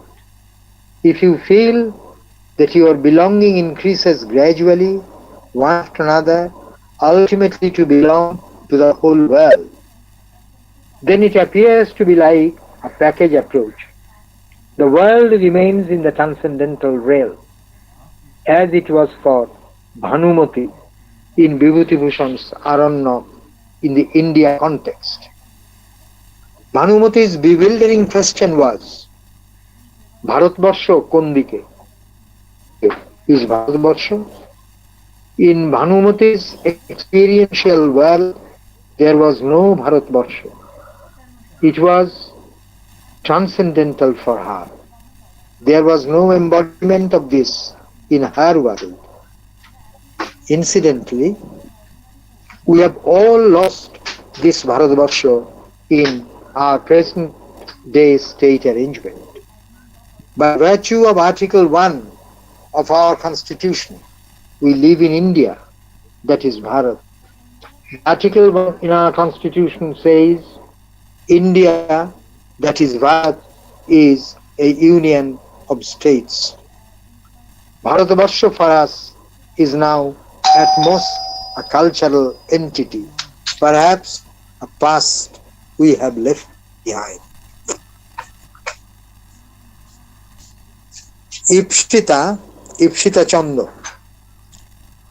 Ipshita, I hope you will excuse me for this, for the sentence that I am going to read now. Ipshita, in the preface to her translation of Dhorai Charit Manos, Sahitya Academy 2013, has raised this India question in the context of Indian literature. She suggests a tentative third model. It is based on the idea of hearing, a very interesting suggestion. Ipshita's third model, the two being the earlier one, which I have described as the transcendental, and the other that I have described as embodied. Ipshita has in mind this third model based on the idea of hearing. You hear a certain world in a given. You need to hear tones. There is therefore a tonal quality of literature, as in paintings. We may along these lines think of an Indian tonal quality, which is a cultural entity. This tonal quality may be embodied in art and literature, emanating from a cultural formation. Think of our folded hand gesture for Namaste or Namaskar. There are many other forms of salutation or greetings, like shaking hands, etc.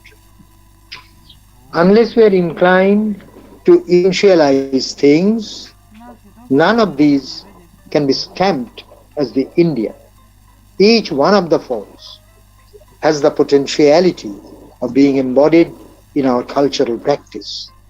Embodiment is thus a process, no matter what is its actual degree of realization at any point of time. Ipshita in her preface refers to the Bhakti movement, which she says is animated by a singular impulse. This is her quotation. Animated by a singular impulse, though its expressions across space and time may be quite different, unquote. This, Ipshita feels, has the potentiality of pan-Indianism in it. This may be, she says, provisional model, this may be a provisional model for the idea of India in Indian literature, unquote. A very legitimate suggestion. Without a doubt, this is a very legitimate suggestion, and this Bhakti movement is often, on various occasions, in various contexts, looked upon like this. But, again, Ishita, a word of apology to you. We may, with some apprehension, I have some personal problem, some difficulty with the idea of pan-Indianness. We may have some apprehension note here that the idea of pan, combined with peoples and cultures within a geographical entity like country or continent, has in most cases a political element like unification or something of that nature. There is a possible element of command or expansionism in it, which we need to be cautious about. Two significant movements of unification in 19th century Europe were the Italian Risorgimento and the Bismarckian unification in Germany. These were the two nations that led the fascist front in the 20th century. Cultural and religious movements charged with noble sentiments, as in Bhakti, should better be not associated with pan ideas. This is my cause for apology. In the early days of our new nation, when Sahitya Academy and such other cultural organizations like Lalit Kala Academy and Sangeet Natak Academy were being conceived, it was only natural that a larking stage voice was there behind all this. There was perhaps a dream of fostering flourishing cultures in the pursuit of a vibrant national life in its full glory. The idea of a transcendental India might have kept in there. That placidity was soon over. Formation of linguistic states shook it up all. Fissures in national life developed over.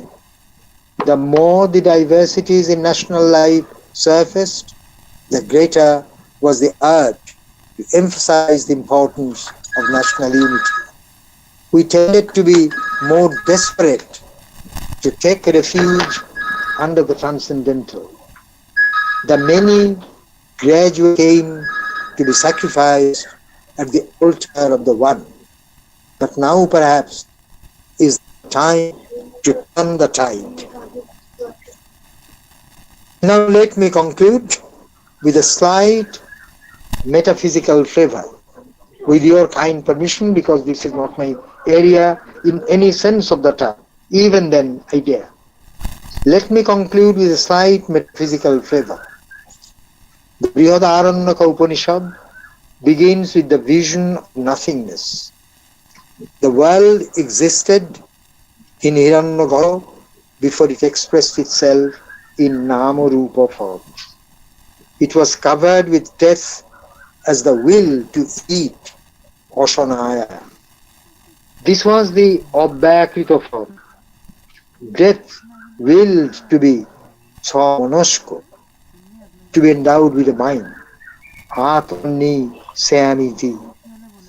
Death caused Mona or Kuruta Mona.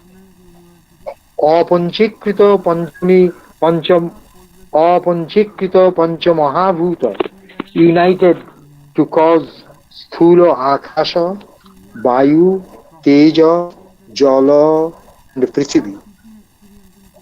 Prajapati became tired after the creation of Prithvi was completed. Teja Rupa Rasa was released from the tired body of Prajapati. It was Virat. Tasya Shantasya Taptasya Tejarasa Nirabhaktatagni.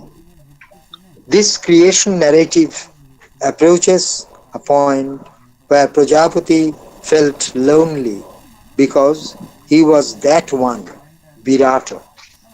In his loneliness, he did not experience Ananda.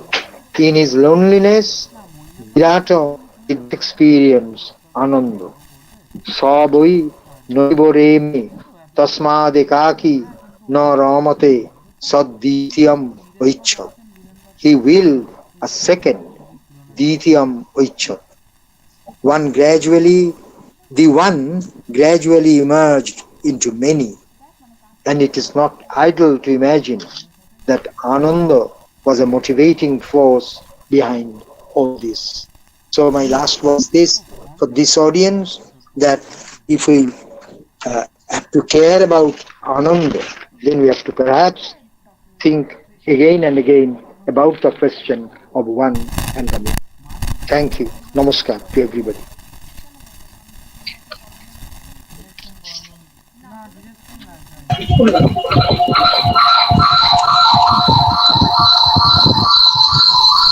Thank you, Professor Bhattacharya, for this splendid discourse, a befitting tribute to the memory of our beloved Professor Shapun Majumdar. Starting from Indian theatrical scene,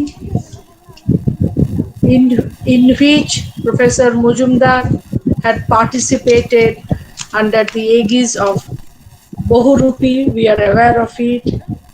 You have delved deep in analyzing the concept of oneness, which is embedded in Indian culture itself, but which is now appears to be an elusive concept. The idea of oneness embodied in Indian culture has been upheld by Bohurupi, and you also mentioned no other person than Rabindranath, who in his not much discussed discourse, Alochana, has detailed many issues like dharma, religion, saundarya, beauty, etc. You have aptly pointed out that global is one but local many. Indian literature is one, but it has been manifested in various languages. And the quote you mentioned from Rabindranath is indeed excellent. বিশ্বের প্রত্যেক বিঘা প্রত্যেক কাঠাতেই বিশ্ব বর্তমান। অতএব বিশ্বের এক কাঠা জমিকে ভালোবাসিতে গেলে বিশ্বজনীনতা চাই। To love a single কাঠা of this world, universalism is the prime factor. It is the prime need. It is indeed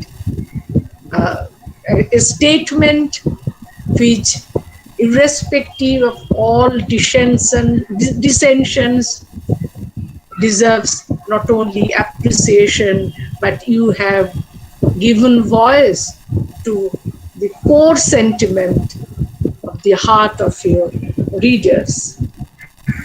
You have mentioned also Bhanumati of Vibhuti Bhushan.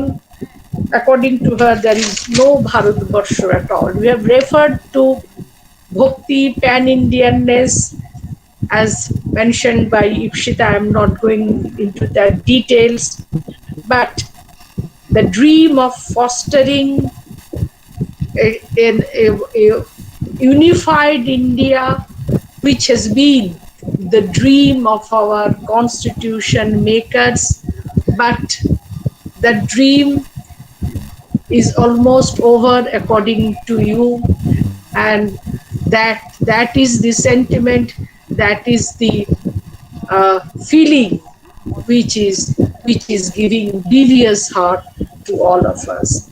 And lastly, your master stroke is that verse from Brihadaranyaka, which has categorically stated that one gradually emerged into many. So oneness, which is the core, which lies in the core of Indian civilization, should and must be the motto of today's life also. Thank you, sir. What you have said as a tribute to Professor Majumdar will resonate in our hearts for quite a long time. And I am sure my feeling will be shared by our audience, august audience also. Thank you, sir, once again.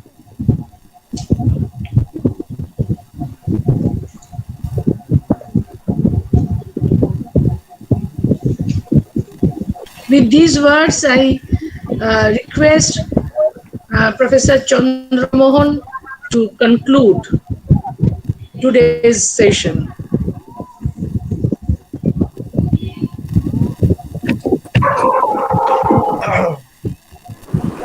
Thank you, sir, and thank you, madam.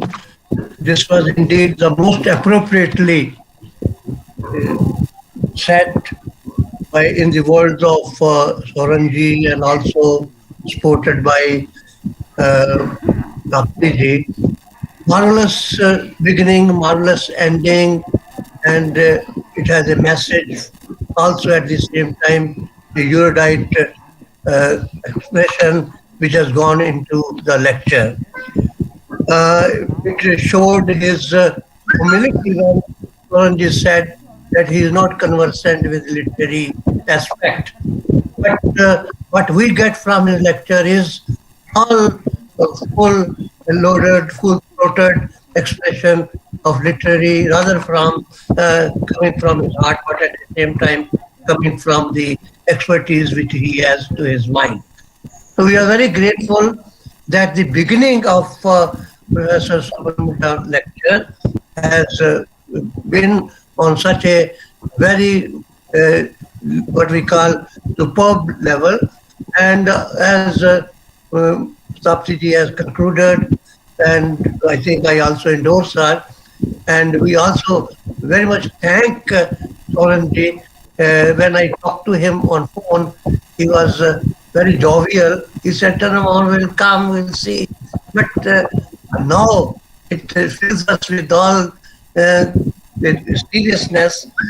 He is indeed the par excellence in this delivery of the lecture. So thank you very much, Soran ji, Professor Soran Tripacharya ji, and you have revived the memory of Sopanji in our minds. This was perhaps the right thing to be done at this occasion, and we'll be doing it every year.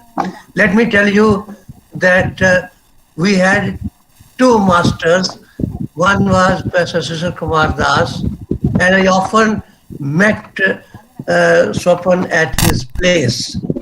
Now, it is ironical situation that after Kumar Das, now we have introduced